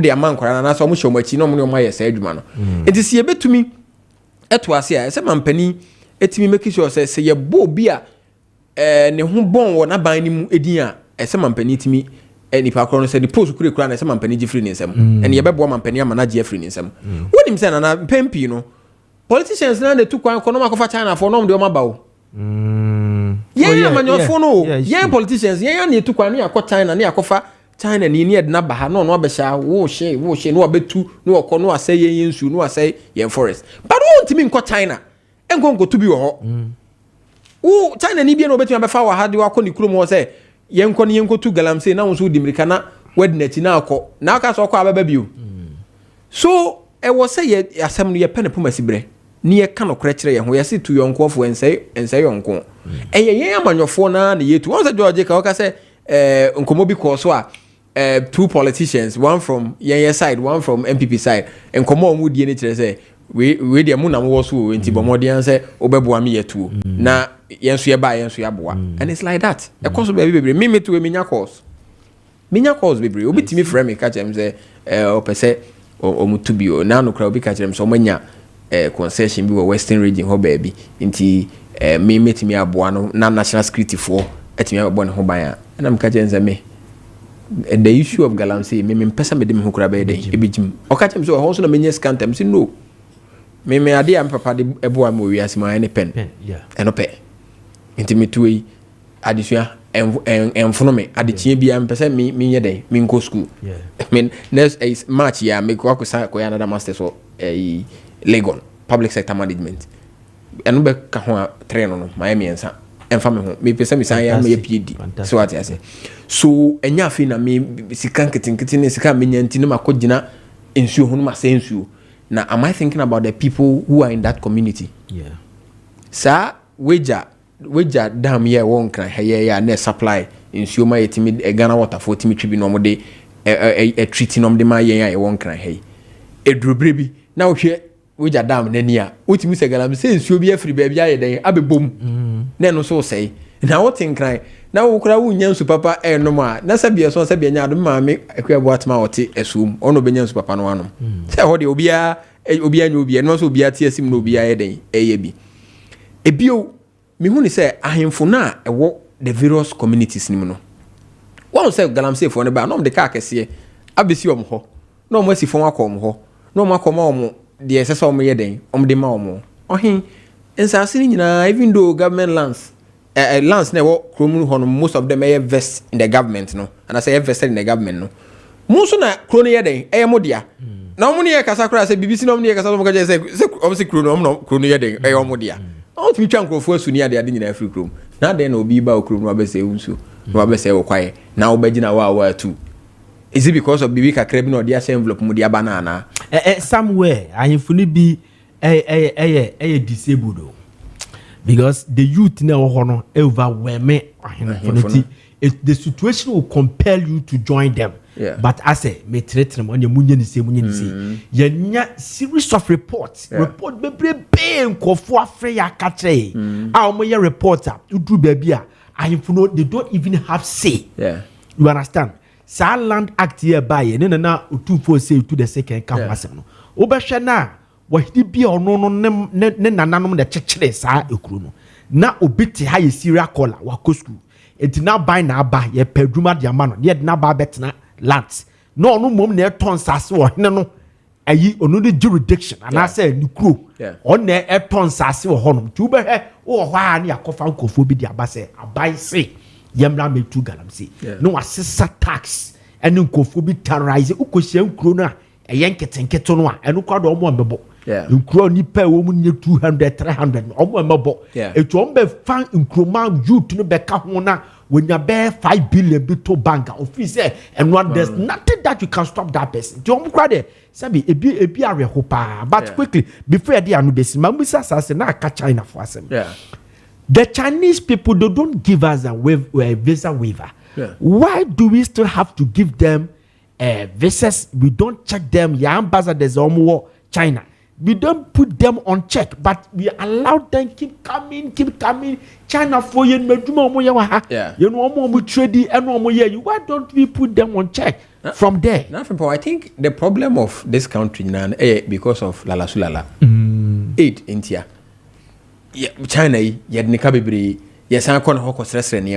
so you feel say when we put in stringent measures, I bet check it or call for from coming here.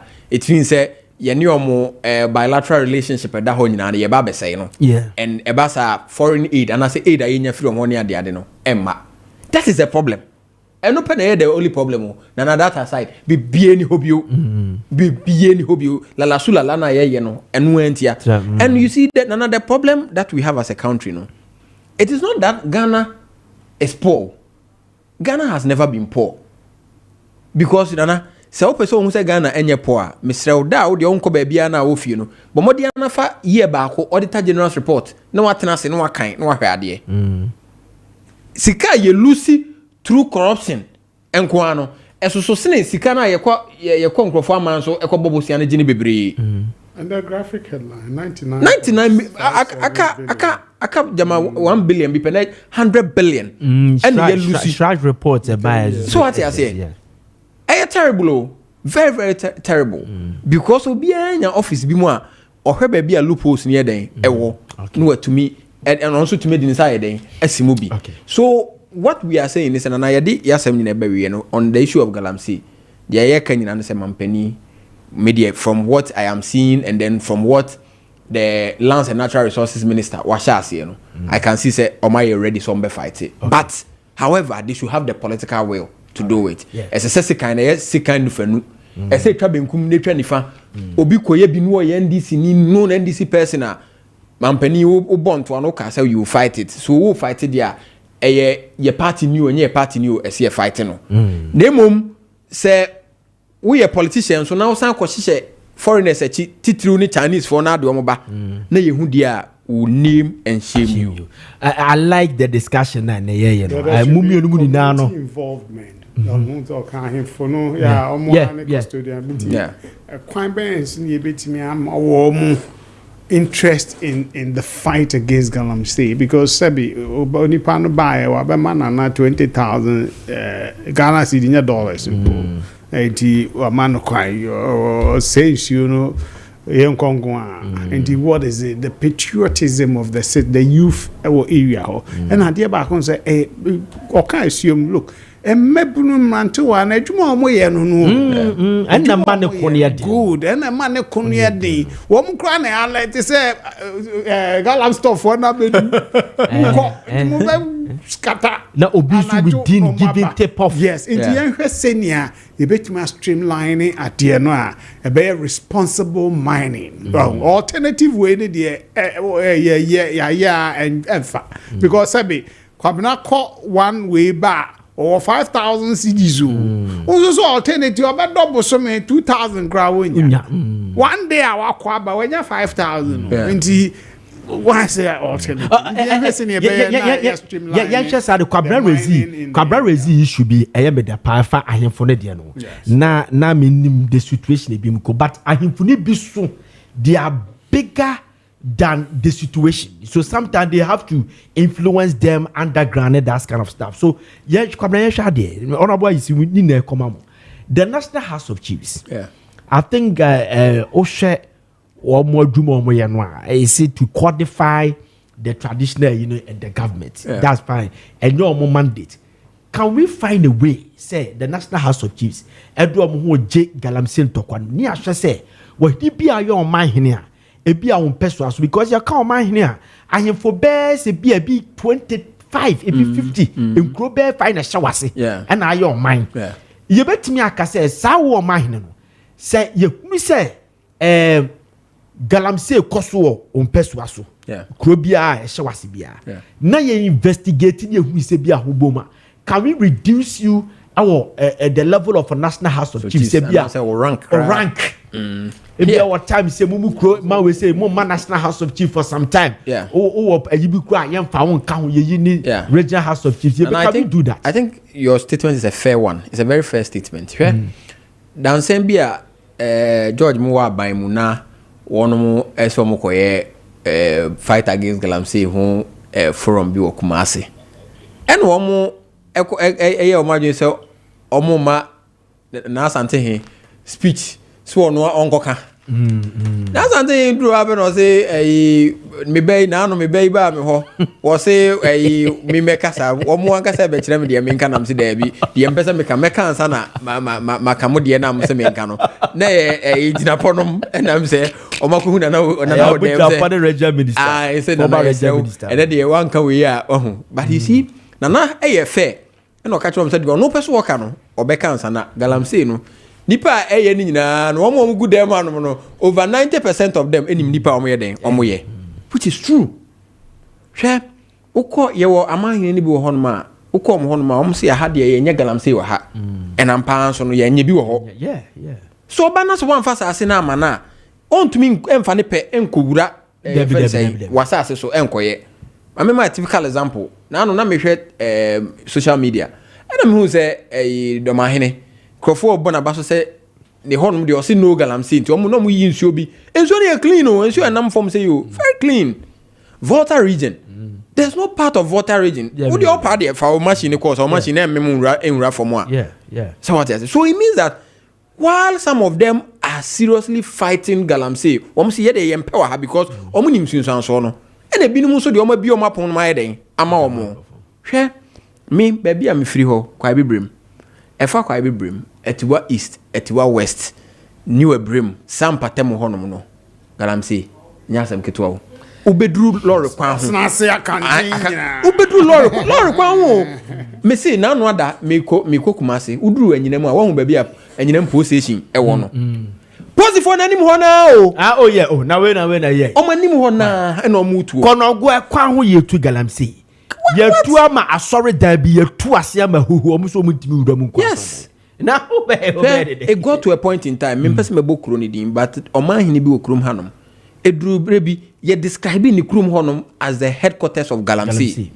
So Kaisa issue no. Yeah. So is it that we've lost it? Omo disikechi because hini so feel so ono so da pradom ana ese so ono so da V8 mu ana ese so ono so nya legs for them na de na wo mo akasa so ka ebi won say otumfo raw ahemfo mi ense bi mpabo won de otumfo de ochi wudi a obe speech no say be nye say ginapo mo na ekoye won ye wo program bi me mature speeches bi a penifo penipa bi won because oba was sector we na sometimes omo ye draft but omo would kwan so on be edit and you the draft no be mount now why edit no to focus as a friend ko cars wo omo the abroad to we edit na fe de Emma speech.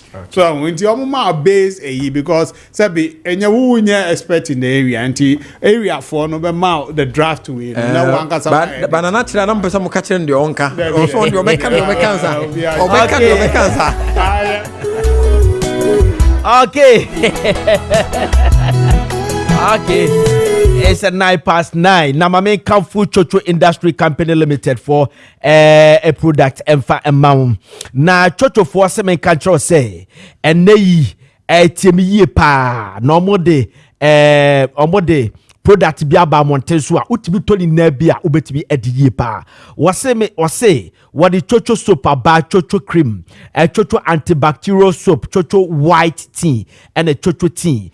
Chocho herbs ni na ediaba na ye yini ba kuma udi ka fa chocho tea no wase a contain vitamin B6 protein and vitamin C benefit of drinking chocho tea no and chocho tea no wase men control say obi a ukuta sugar yes so sugar na e wosoro pa afei reduce stress na wakoba bia me aka control say pressure no nya dia betimi atu ase adabi enyi di sade ni nida num chocho tea afei wawe nam sama a block veins ni tema umoja ni ntimi ni ho afrisa ni eye ahwa na akofa yare e de abrel eno chocho tin ene ebedi wasam e de amaw afa obi ene yi so ne toto ama wona ba obi ho a wona ba pe na poso na ye ne ya bia we pra bi da wanya pra bi da ni sisi ebia na ne nan ni kotodwe se awo ba se pe na asa akwakofa dia baromatism sasabro se wo sa no ma we na bia o ha to atwa chocho bam aba a very very effective baby relieve every sa pace we mu na ho na chocho bam no obi a wakobobo asama problem aba se bia o na akofrichi akoto afa ho eno chocho bam ukuta cramps lumbago cramps chocho bam bedu asem edia maw afa se uti ya ofa chocho bam ni bia na afa kakra bi na de twitwo mama so ebetu akọ edia maw afa opeso honamani etoso pa eno chocho shower gel chocho shower gel no e protect you any free infection ho se bia na you wo fie bi mu sanchole atwasete wo sa fie num afei fie honom chicken pox pimples yare ahodo honamani yare ahodo wo fie no ma ene omoma edi agro usu ntimi nka nkira wo ma se no omu nkonkodi agro esa na stigmatize ebekọ akofa nsam edi aba etu peso twa de tia no momu dware chocho shower gel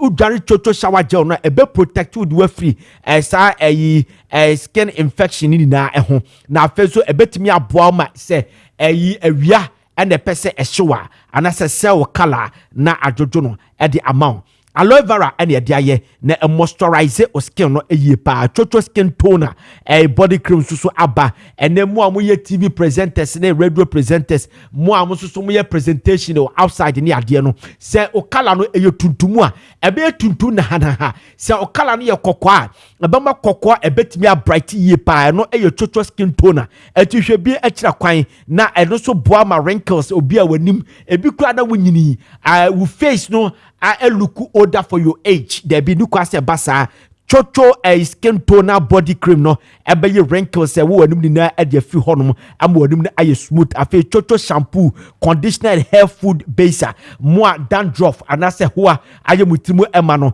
eno eye chocho shampoo conditioner hair food and baser eno no ebedi wasem ede amount afei wasem kan kire se obi a wapampam ayese de epa ma scarf no wanim no ntimi nte wanim da bi nuka se yesa me na ntimi nte manim kwab na ohwemeti na se na ntimi nte o se sem se mete awahuru kakra na mebwa se ohunu se mete manim na apakra we ye chocho shampoo conditioner no na me sha se me di dware a and I yes I feel the mitimi anima kama etie bia na so apampam ne apakra wintimi tiwanim eno no hwe akira kwan yade bia wotiri nimu bia na ebetu ase e de amaw afi chocho shop o say eno so dware a etimi boaba oyi o kala no etimi toso ama yare bia eno no ewo honam na ni bia no ebetu ase e de amaw chocho hand and foot cream ebi ho no mo a ufra adwuma ba no wayu opaboa e de ato ho no sentene nye afi socks de socks Osha socks they say otimi shani be 3 days 2 days eno ense but enam say wo problem ewo foot entino enka wo mti de bia na wo change socks sa de bia madam isi weekend bia no otimi si socks ahodo bia 714 de bi ni kwa say yes ah hwehwe chocho hand and foot cream na echa so be foot cream no echa kwan na moisturize na entu enka no enfama afa mu amonsa okuta dry palm de bia na onsa re broni trese edukwase eyesa eti pebi na fasastra onsem afa chocho herbal tea make ho asem no blood circulation ebetimi aboa control na effortlessly ebetimi aboa yie pa wasem control so obi a pressure wo so onunu chocho ayi herbal bpt no a ebetu ase de amount wo hwe chocho product am me bobo so ina eso a obenya bi ato e chocho product no available pharmacy shops e wa Ghana dina na se herbal shops na no ubenya bi ato friend number we sisi a se ope baako ato akoyusu anase ope to do to akoton number is 0551 815388 0551 815388 and 0244 727348 0244 727248 and 0243 48253 0243 48253 3 okay and I say 05045555535 05045555535 mami timu biem 05054555535 chocho yehwe chocho bam ana yehwe chocho bam chocho shampoo na yehwe chocho BPT ekira kwan na yendi eye. All right, ye kwa your next topic no so na your next topic no eye ye na ye nim na Ghana obidi sika pe na ye hwen kratem ne ehunu ye se witch hunting Ghana de yeti sa abrofo no yante hwi biem na mumle bi na mote se owura ohini Jan asonoba NI before atonsa dia friend no na ye deputy boss edema national service na ya tonsa friend no NI before atonsa friend say omra ne ene be hwen krata make us order so omo custody sounds no owura Ameya Akumfi ono so a former education minister director of education so why na oyebi pen na nei SML deal course ono so no yatonsa e dia frɛ no abadwafo dia banie na me chance free kwabna ho no dia banie yatonsa dia frɛ we witch hunting ana say dia na ekoso right nana the edikan my young set the record straight Mampeni John Dramani Mahama Ghana mebunu a yeto abama Mampeni John Dramani Mahama no aside the economic issues unemployment ne sa na you feel say we have so much confidence in the 24-hour economy and then the nkoko nkitinkiti and sa policies na odi to duane nyina no one of the key things you doing say you beto abana mano overwhelmingly the policy proposal on the fight against corruption. Oh yeah. When him say krum hanom, adie baako a edi enya pa corruption. Obia nya tumi kakra wo aban mu a no opese o de dakope eyeye. Adie a ebia o kira adie kura be 20 years 20 mi anto no opese oto. Sabi ubehu obabunu abemu a ana baba wa woni mfie aduanan po na sabi enrapade a opese wo sesa eboso within that few days and months no na asefem minimum bi wo ye ma wono kra no wono nye the main appointee wo ya appointee no ne assistant o se ono osom no basika ono onyaaye no esene appointee ni mpo ebia esene appointee no kra sika onyaaye because the bia no ye hwe ba bia loopholes wo na yenso ya make sure say ye betimi di inside den everywhere na de yakofa asem we nyina ba no National Service Secretariat hwe ye mu bi wo ha sa de we yenim dadaada ansana sa Media Foundation for West Africa for omokoye san hwehwemu no yes NSS for no wo ho no ma suddenly obitimi frɛ ebisa wo say fa wo Ghana card number court to say we ya ba mu ho nti ho na ya hwe ni ye ka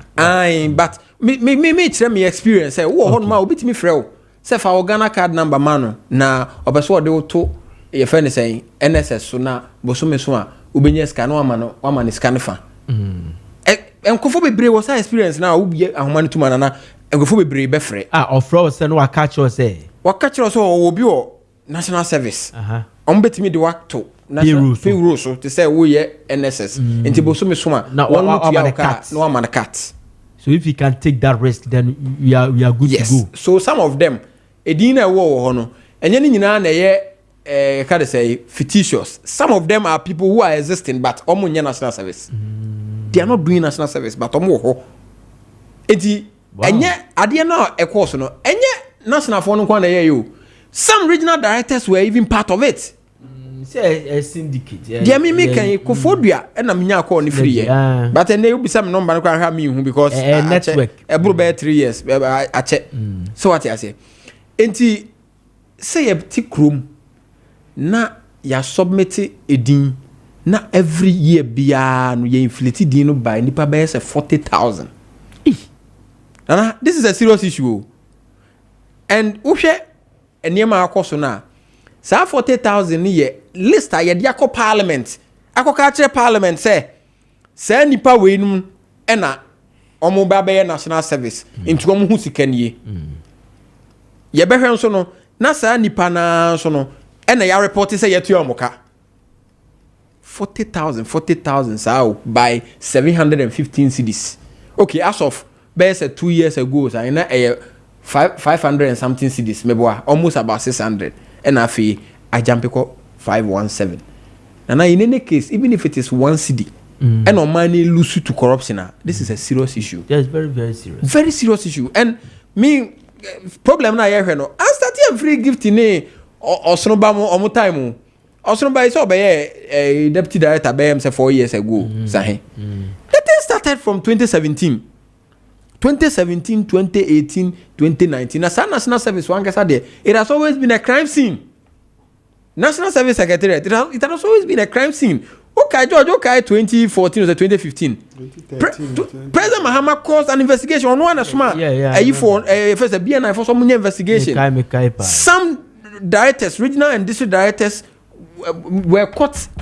In fact, some almost payroll. Say there sometimes cannot them allowance. Yes, them to on the table. So say Danis can no to account. Ghana must go. So now they are bam. Mimi directors, district directors, you know, and free. Nobody who it won't be. He was involved. He was a district director in the Eastern region, one of the districts in the Eastern region. To the extent that when even at that time, NSA BNI for no uncover issues on the honor. He attempted to even bribe the BNI guys at that time. So National Service Secretariat has always been a crime scene. Because I am fire to the extent that nipa 40,000 will be put on a payroll. Wow. Not every year piano. Even one is not. Yes. The public person around for almost 8 years. And interestingly, when Media Foundation for no kind, me can be as a Media Foundation for no who anka feel we no anka they almost submitted you know a buy we buy kono so betua so nim etiko betua but essence Media Foundation for no ma alert ninti no e ma finance minister say okay and yen cause a head count of all service personnel ye wi ansa na ya validate payment no one we no no be hu say ashoti by 40,000 over 40,000. Not to say every year the state is losing millions of Ghana cedis. Now I'm checking 28 million Ghana cedis. Yeah. 28 million Ghana cedis. So 28 million Ghana cedis. A basic modern hospital in my hometown is home. Yeah, you saw clinic over 28 communities and a surrounding. We kede the friend saying a municipal capital now. Assume they are the next town. Just so the only more to him the America. Communities away in China, some good. Chiapias bomb so kukubi any autobus name near the other. One when you back a clinic, assume clinic. Yeah, where you know, I'm for them. Emmy Netto. A for Serendi Palm, a private oil palm company. We know mercy maternity ward ama yen. And an annual that GOPD for so ABC male and female ward. Oh, am I? It is 28 million Ghana cedis. You can bet me a peja say a clinic net me net rube polyclinic status. And if 28 million say nya bisa afie bia na the CB wo ba bi na the CB wo ba bia me sure say ka by now no anka Ghana a movie ekonanim.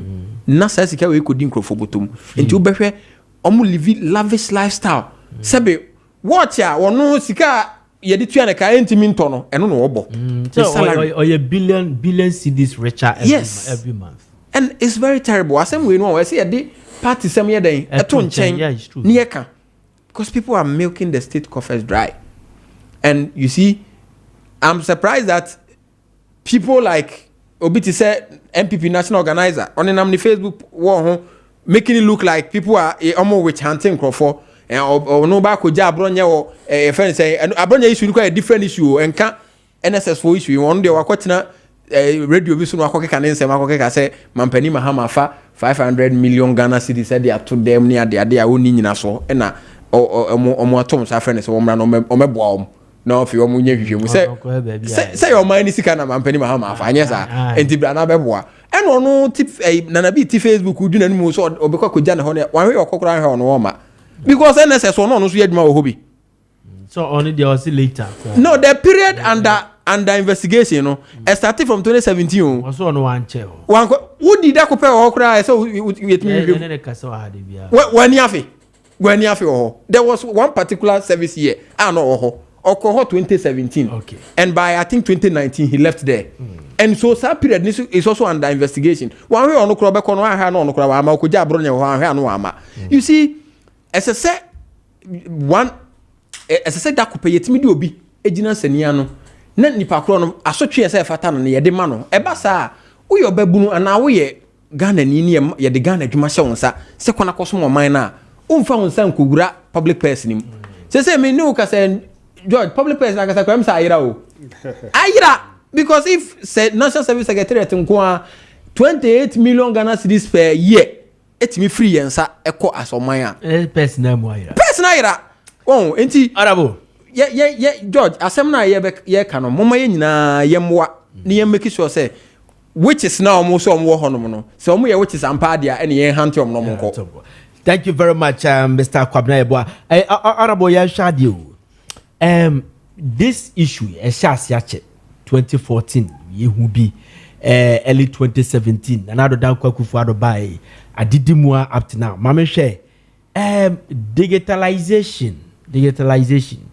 We were told to say digitalization abe solve such problems because nobody digitalizes it will take off all the ghost names and what public institutions and conformity boy chrono. A bet taking them off at a point. Okotema, I say, digitalization has saved this amount of money. I feel your GR digitalization has saved this amount of money. Are they NSS hono? Digitalization and Timmy and Boy Raho, a bow raha, obi kuchinchim fidino, and I say what happened now. And yen Timian so sad in Anoquine. No, Sebi, Asem Betuja, na yasum, so Quabraman side. The other side, no, so, said you, Yenya, the Asem two swa, ne yabu al kumfon. Ghana had ye what ye no. Ha, will be, Menoka say, okay, MP. Chief Executive Kwabena John letter cry more na yina so tie cry say ye investigation bi ni a press conference ni say 1.3 billion oni na ne yonko na friend ka chen say the SSC wo so ye investigate you any special prosecutor and so de ono mo na me buy say ye no ma ye no me no ka say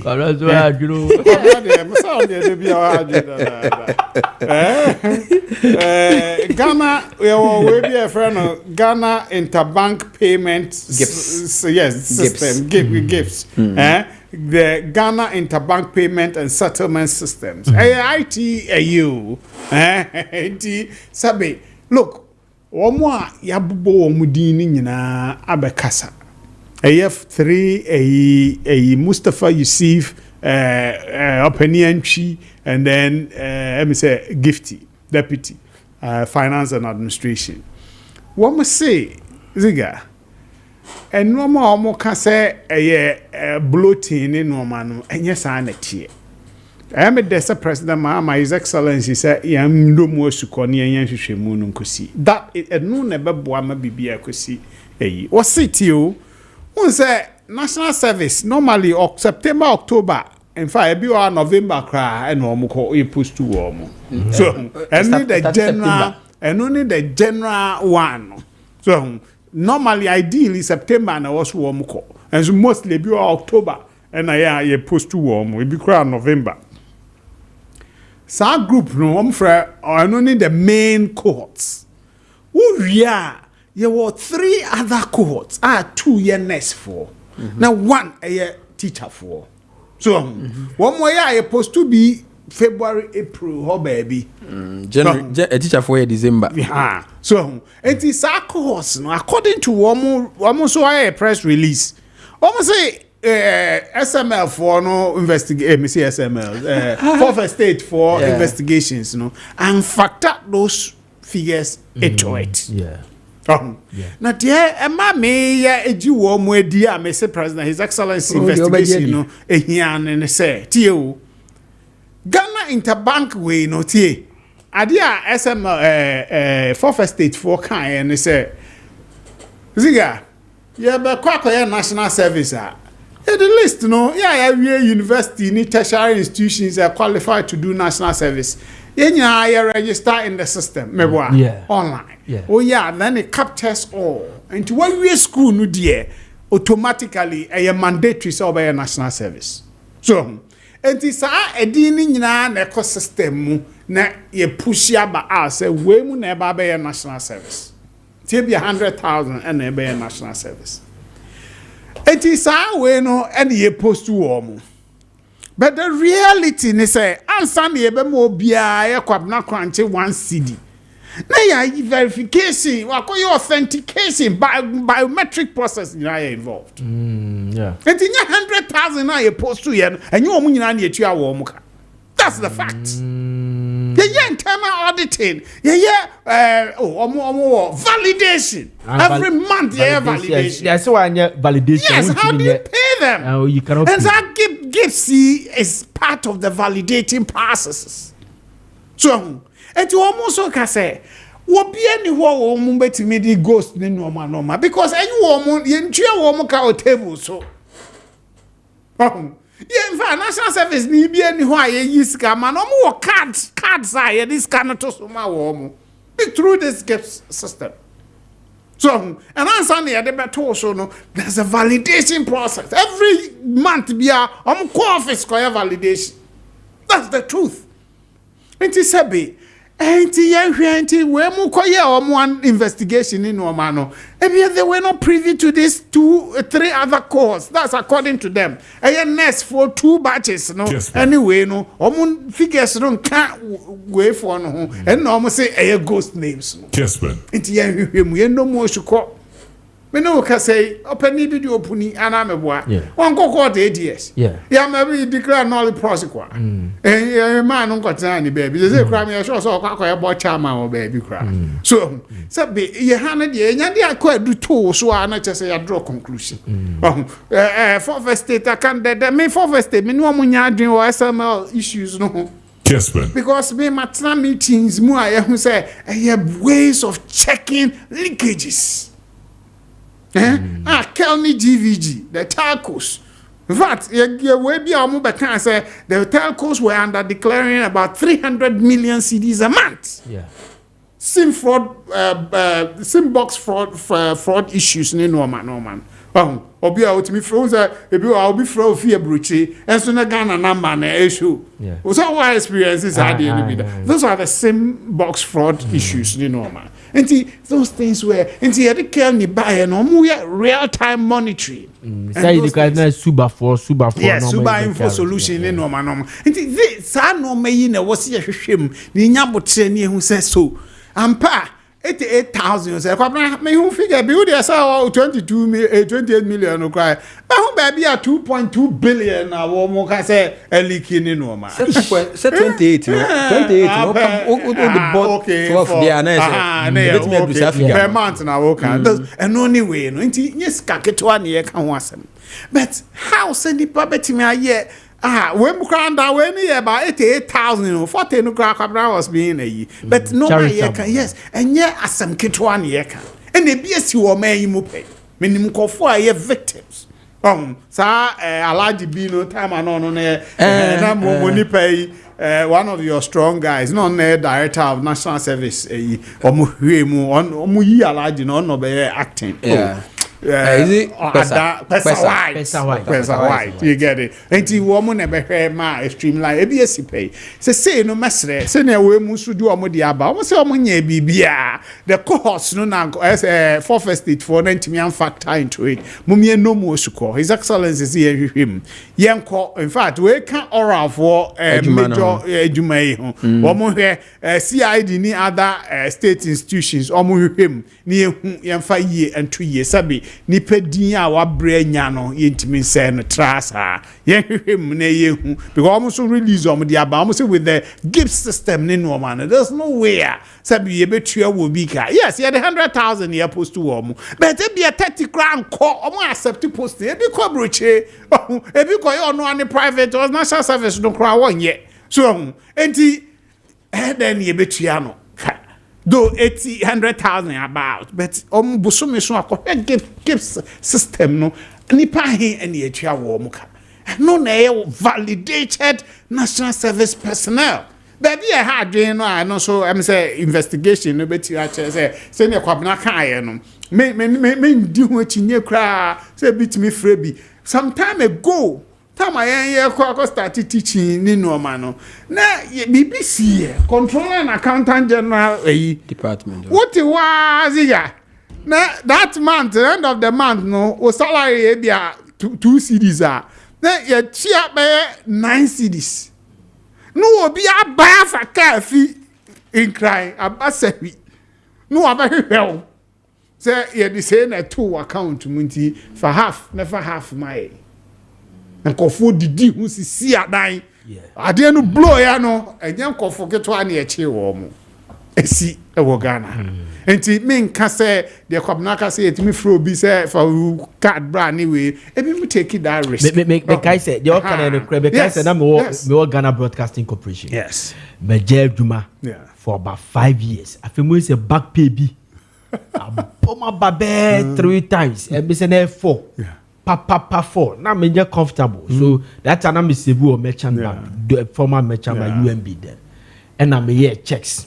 For me here baby ana ade na ekono. We say and I'm saying man dem say dem me ko. Tietie na me aso bi di ye me hu yi. So those Dabi obi abegisa me. The man dem ba na left no me here checks me who say sa ya de omo ye ya na me say instead of deleting my name da 5 years no and e be a shaho no omo di omo hu ye those are the issues enti MIB so say 72 years be data no near George mama critical example the reason why me I believe in the report and they say SML I don't who said they started service in September. Yes.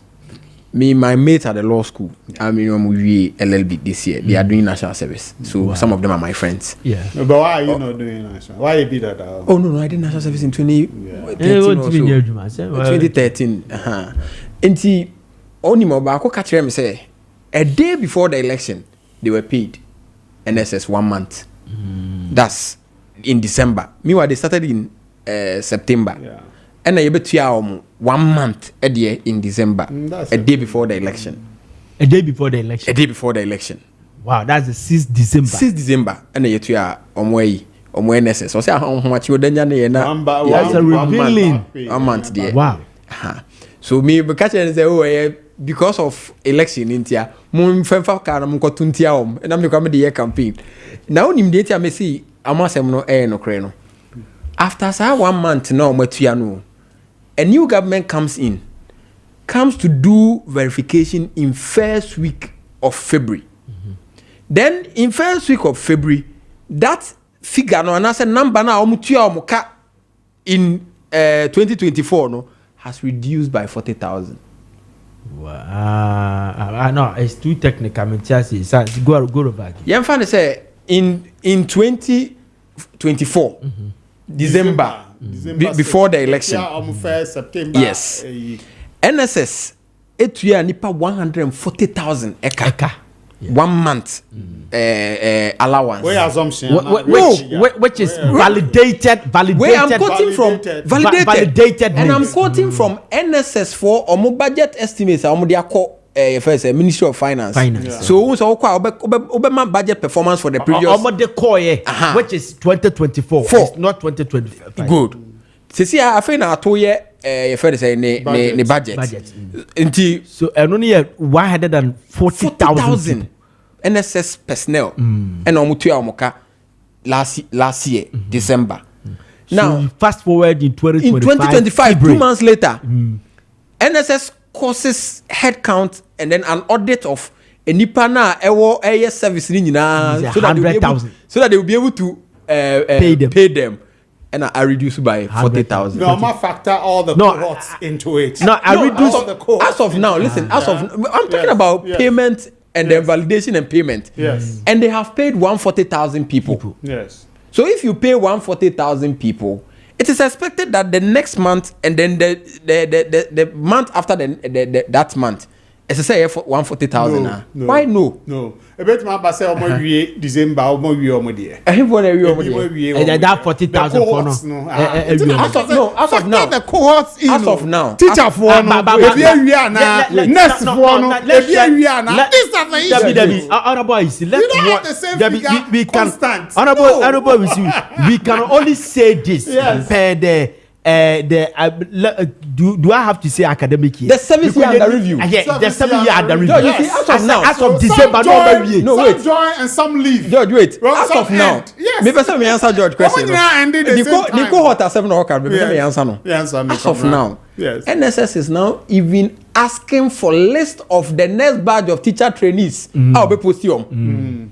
And so we more free more. Impossible from my. So they are still there. So it's possible they've ended the no, George, why you not possible? Oh yeah, George, no, that's not possible.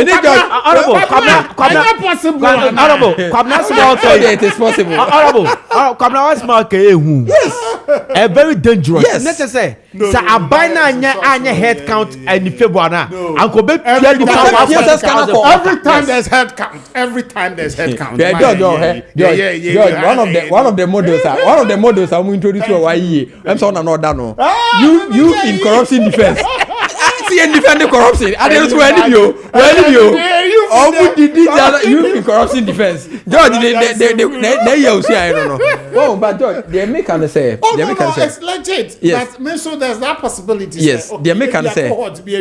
You see, George, because gift system no. Rota. So best convent you bank. The reason why digitalization and Ghana card can never solve corruption and I say ghost names. No. And they say the ghosts already have Ghana cards. Yeah. Ghosts need now Ghana card. Ghosts need now Ghana card. Nana ghosts need Ghana card. Ebian say me catch say. Ebian say me tell so be frame say me pa me from Ghana card there. Biometric no. But yeah, honorable. Yeah, another topic. But quickly ayi sa na me bebu sa asem bi na modi mudede ama me refi yeah na me pese me bi sa asem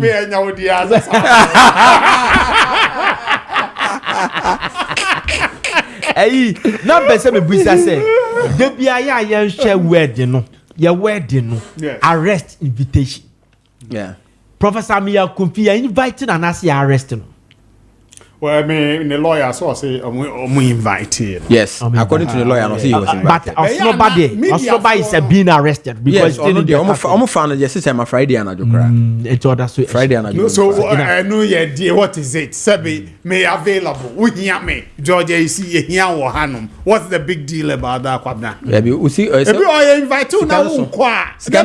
No, as so said, then ya won't feel or my no mudia. And about Minia by ne ko Ghana se na ye hunu yi so wa hin okay oh koye o tu kwan eba Interpol no you can Honorable musu asem yo o you send to the new sister so onye body bia wo we no hey George Samika you in corruption defense Honorable Kranche o ta kokumasi yes nana honorable kokumasi honorable Mese ota kokumasi me minim kumasi o onum kumasi me the play accord da be minim o onum kumasi next time kokumasi ahụ me na me so yebo me strong go minim kumasi okay ene me amedu be kokumasi na kokumasi o minim kumasi wa sheda na aka me ba kra o kumasi oh I see okosu o anase okosu o anase o school ni mami hona ni mami oh okay George na mahi no wo Mr. declare asset oh sabra tie me uko ene ukokumasi ukokumasi na on tia su ebu abi mo ye dey akokumasi abepe ba bi adwodwo oh yes Mr. Momoko amunko Fosua hotel mtini oh ewo ejusu oh Dabi Anita na yo Fosua hotel eno no the center business center ewo Kumasi Adum Kumasi. Okay. Udu as Kumasi also here as the house. Baby at Kessben. Oh, Minwasa house. Good. Your fourth floor. Na Fosua hotel, upe hotel la. A hot job party you. Upe hotel a hot job.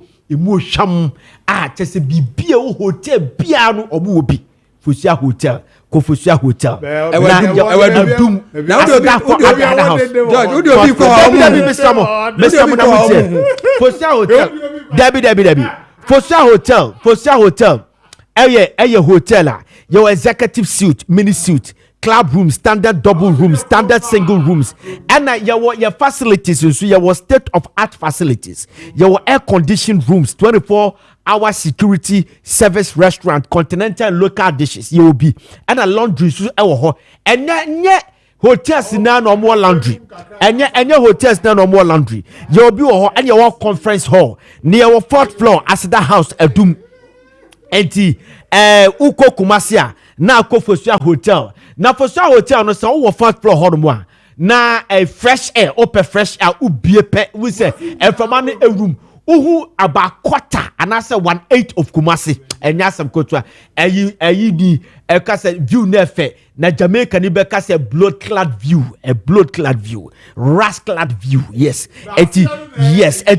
Fosua Hotel etia kwan na ahona honorable Baba Jama okokumasi ahona oda honorable Inusa Fuseni kokumasi ahona oda obudi na obudi na ahona okokumasi omoda eti Fosua Hotel ko na koyeyi na ene open we kasa open face depositor honorable Kranchema men kanfo Bayport emamoni etiefo nyina na Bayport the whole Bayport for some men kancho say yeah, fixed deposit no one yes. Oh, a starting fee 50,000, a starting fee 20,000, a starting fee 100,000. There be Bayport and Tessa, Bayport there, your offer no, your minimum of 5,000 bet with the other chassis. Now, your interest no so very attractive.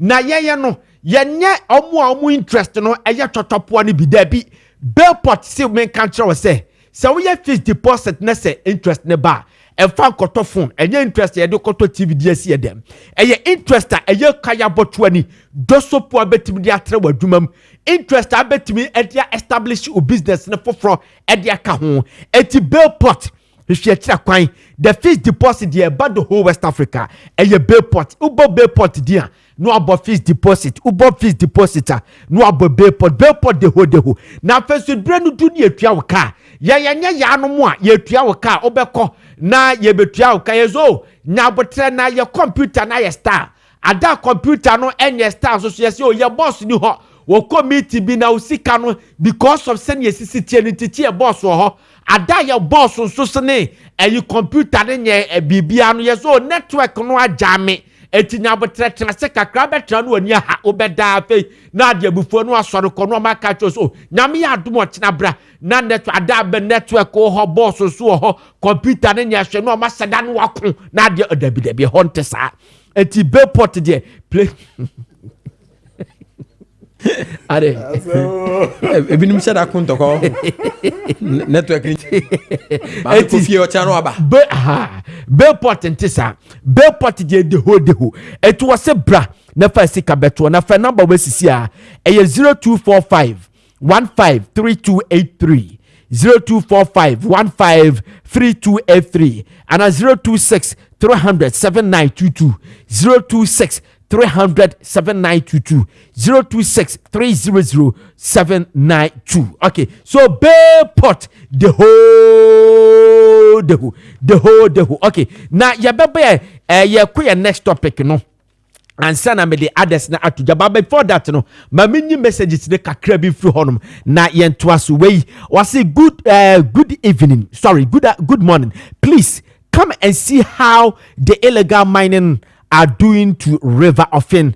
Is very pathetic. They have blocked the river and construct a road whom they use their cars to pass through. Okay, thank you very much. One for the D and can way empty and diaba. We was Ghana. And also one for the D man, the number is 0245 821371. Yeah, that's CP. We says was say good morning. Kessben.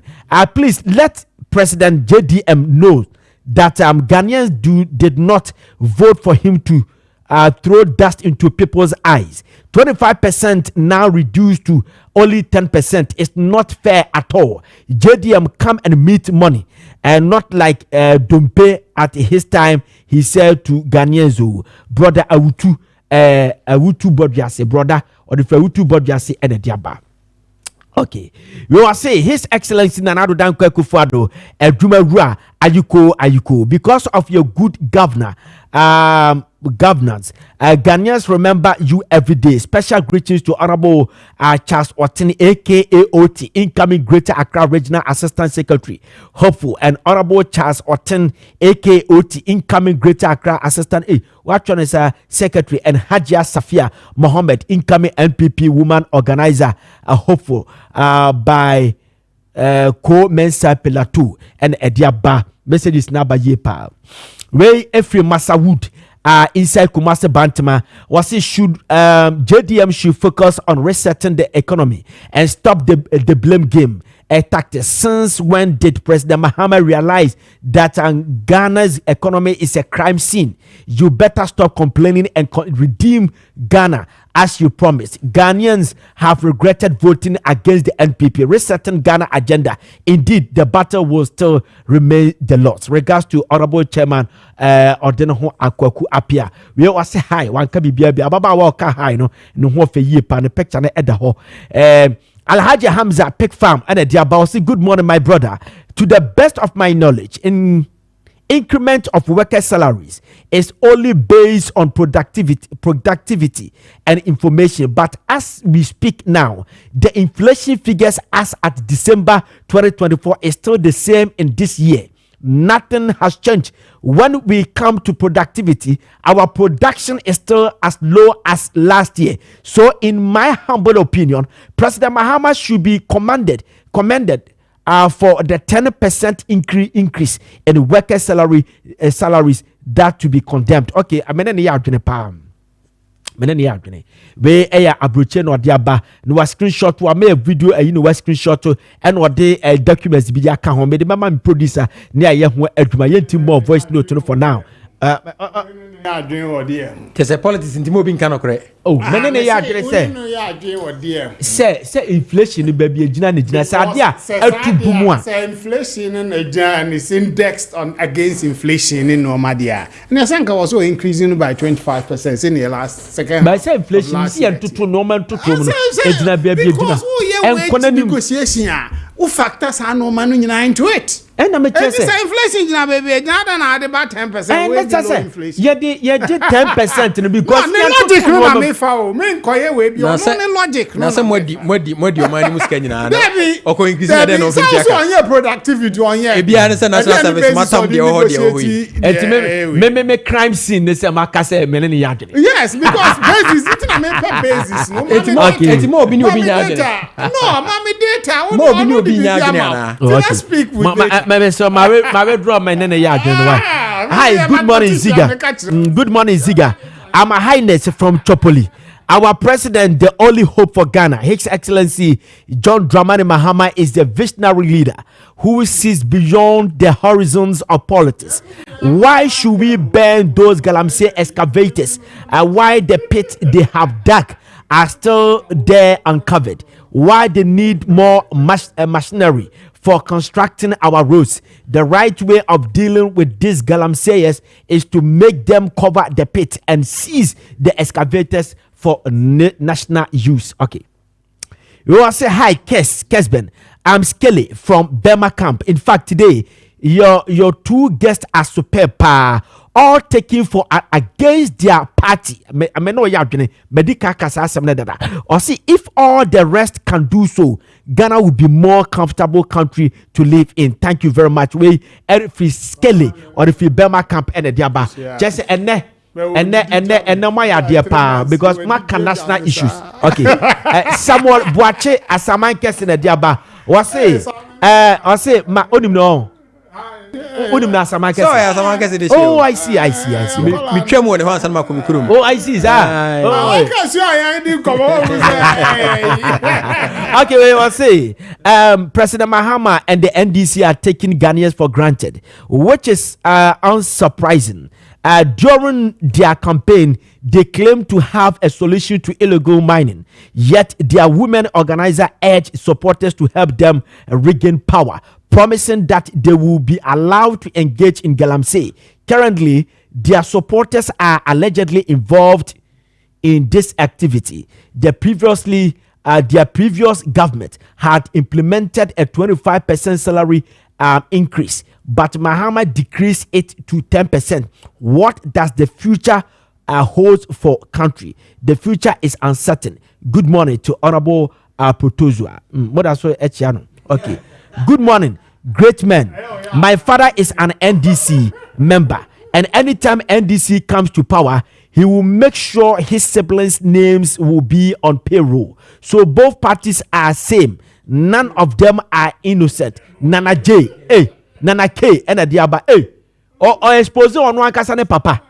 Okay, good morning. Please kindly tell Mr.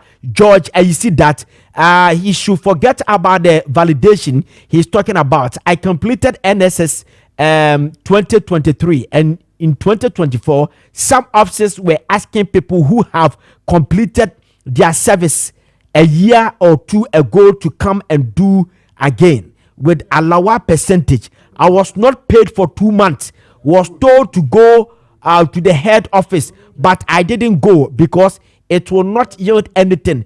NSS personnel do suffer a lot and they deserve better. Thank you. As my kind of be so to slow. No one describing the voluntary service. Or that okay. But maybe he's also talking about a criminal one.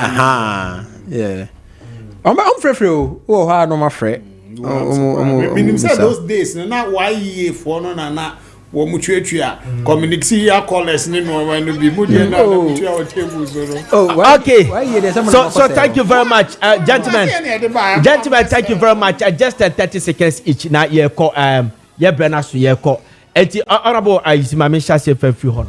Yes, Oliver Bakavo Mawo na banfo. Say tu na my mayor or honorable ye cham mani si your mama ni ni party card da o NSF pa obi anzo office of the president why do ma enti wa o tu ni nkofo fu say national security for munyabotre sa he no mbe no mo de atwe o mampani ni goodwill ni no ma o sise no aba form and na me koka wo another station be say President Mahama has massive goodwill. And the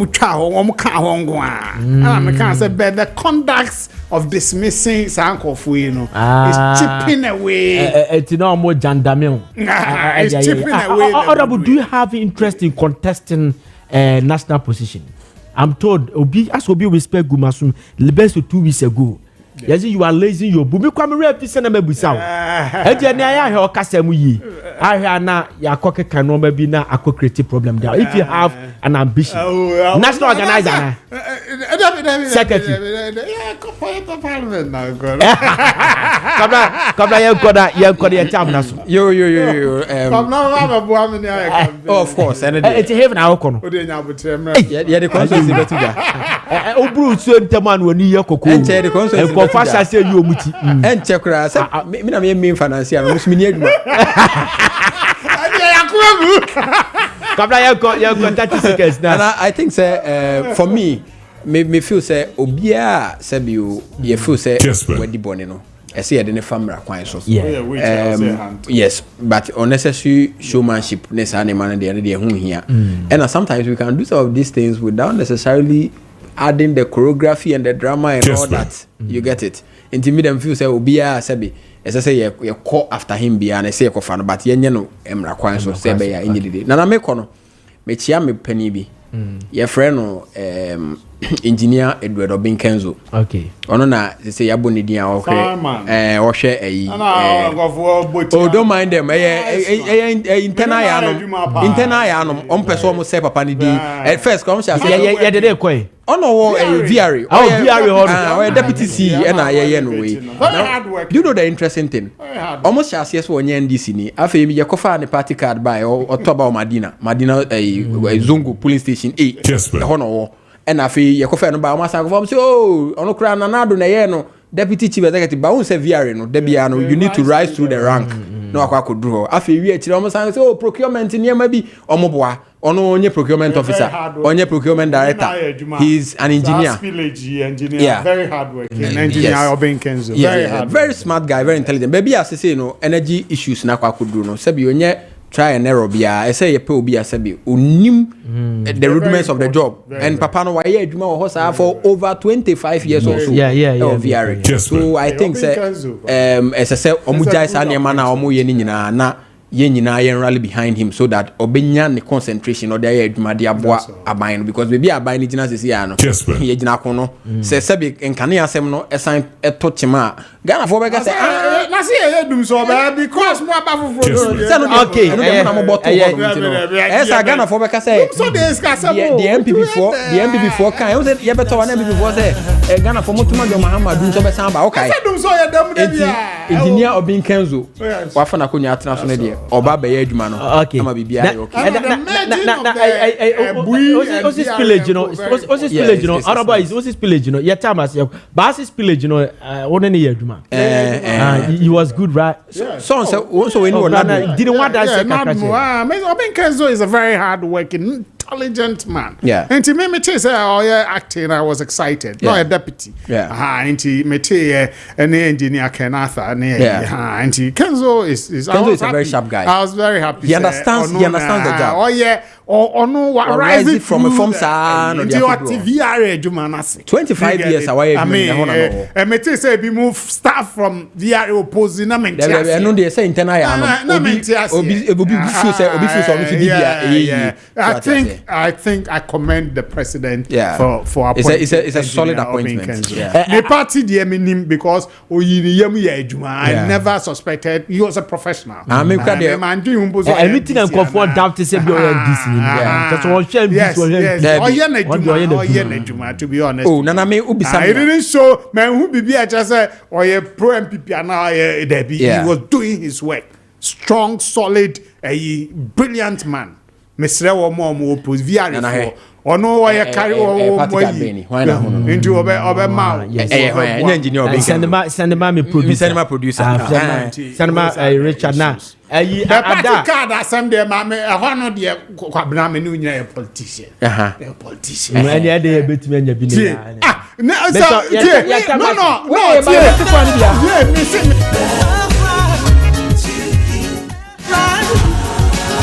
all right, yeah, that's it. Other boys, West Benin, Mr. West Benin.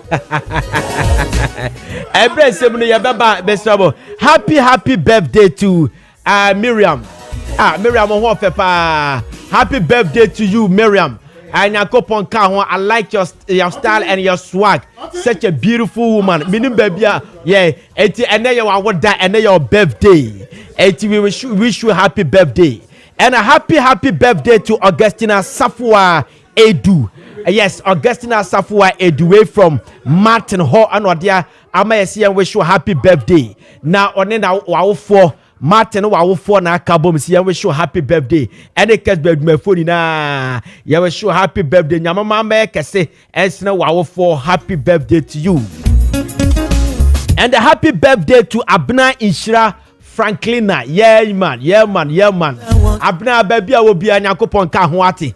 Omanye kese kopim so obe kese pontre wate ba mu oma wusua de yie. Amba ye hira empam wawofo. Omba ye kese e wo abusua mu. Ama onye edua, oma onye tire. Wonyame agya, nyame oba, nyame okokron di mu. Amen. Okay, all for you from Nana Frimpong Ziega. Men am de Kessben match djumedie. Our Kessben 92.9. At the Ebremo, we're also live on Aseda TV, which is Kessben Plus TV. Richard Apia Sapon and Ekuche Assembly Nadugun Krata so the Mamia. Me presented the Mamu and I fed the big Andy the technical production at the Maya from Nana Frimpong Ziega. Nyami ad watching Ebeshia. Bye bye.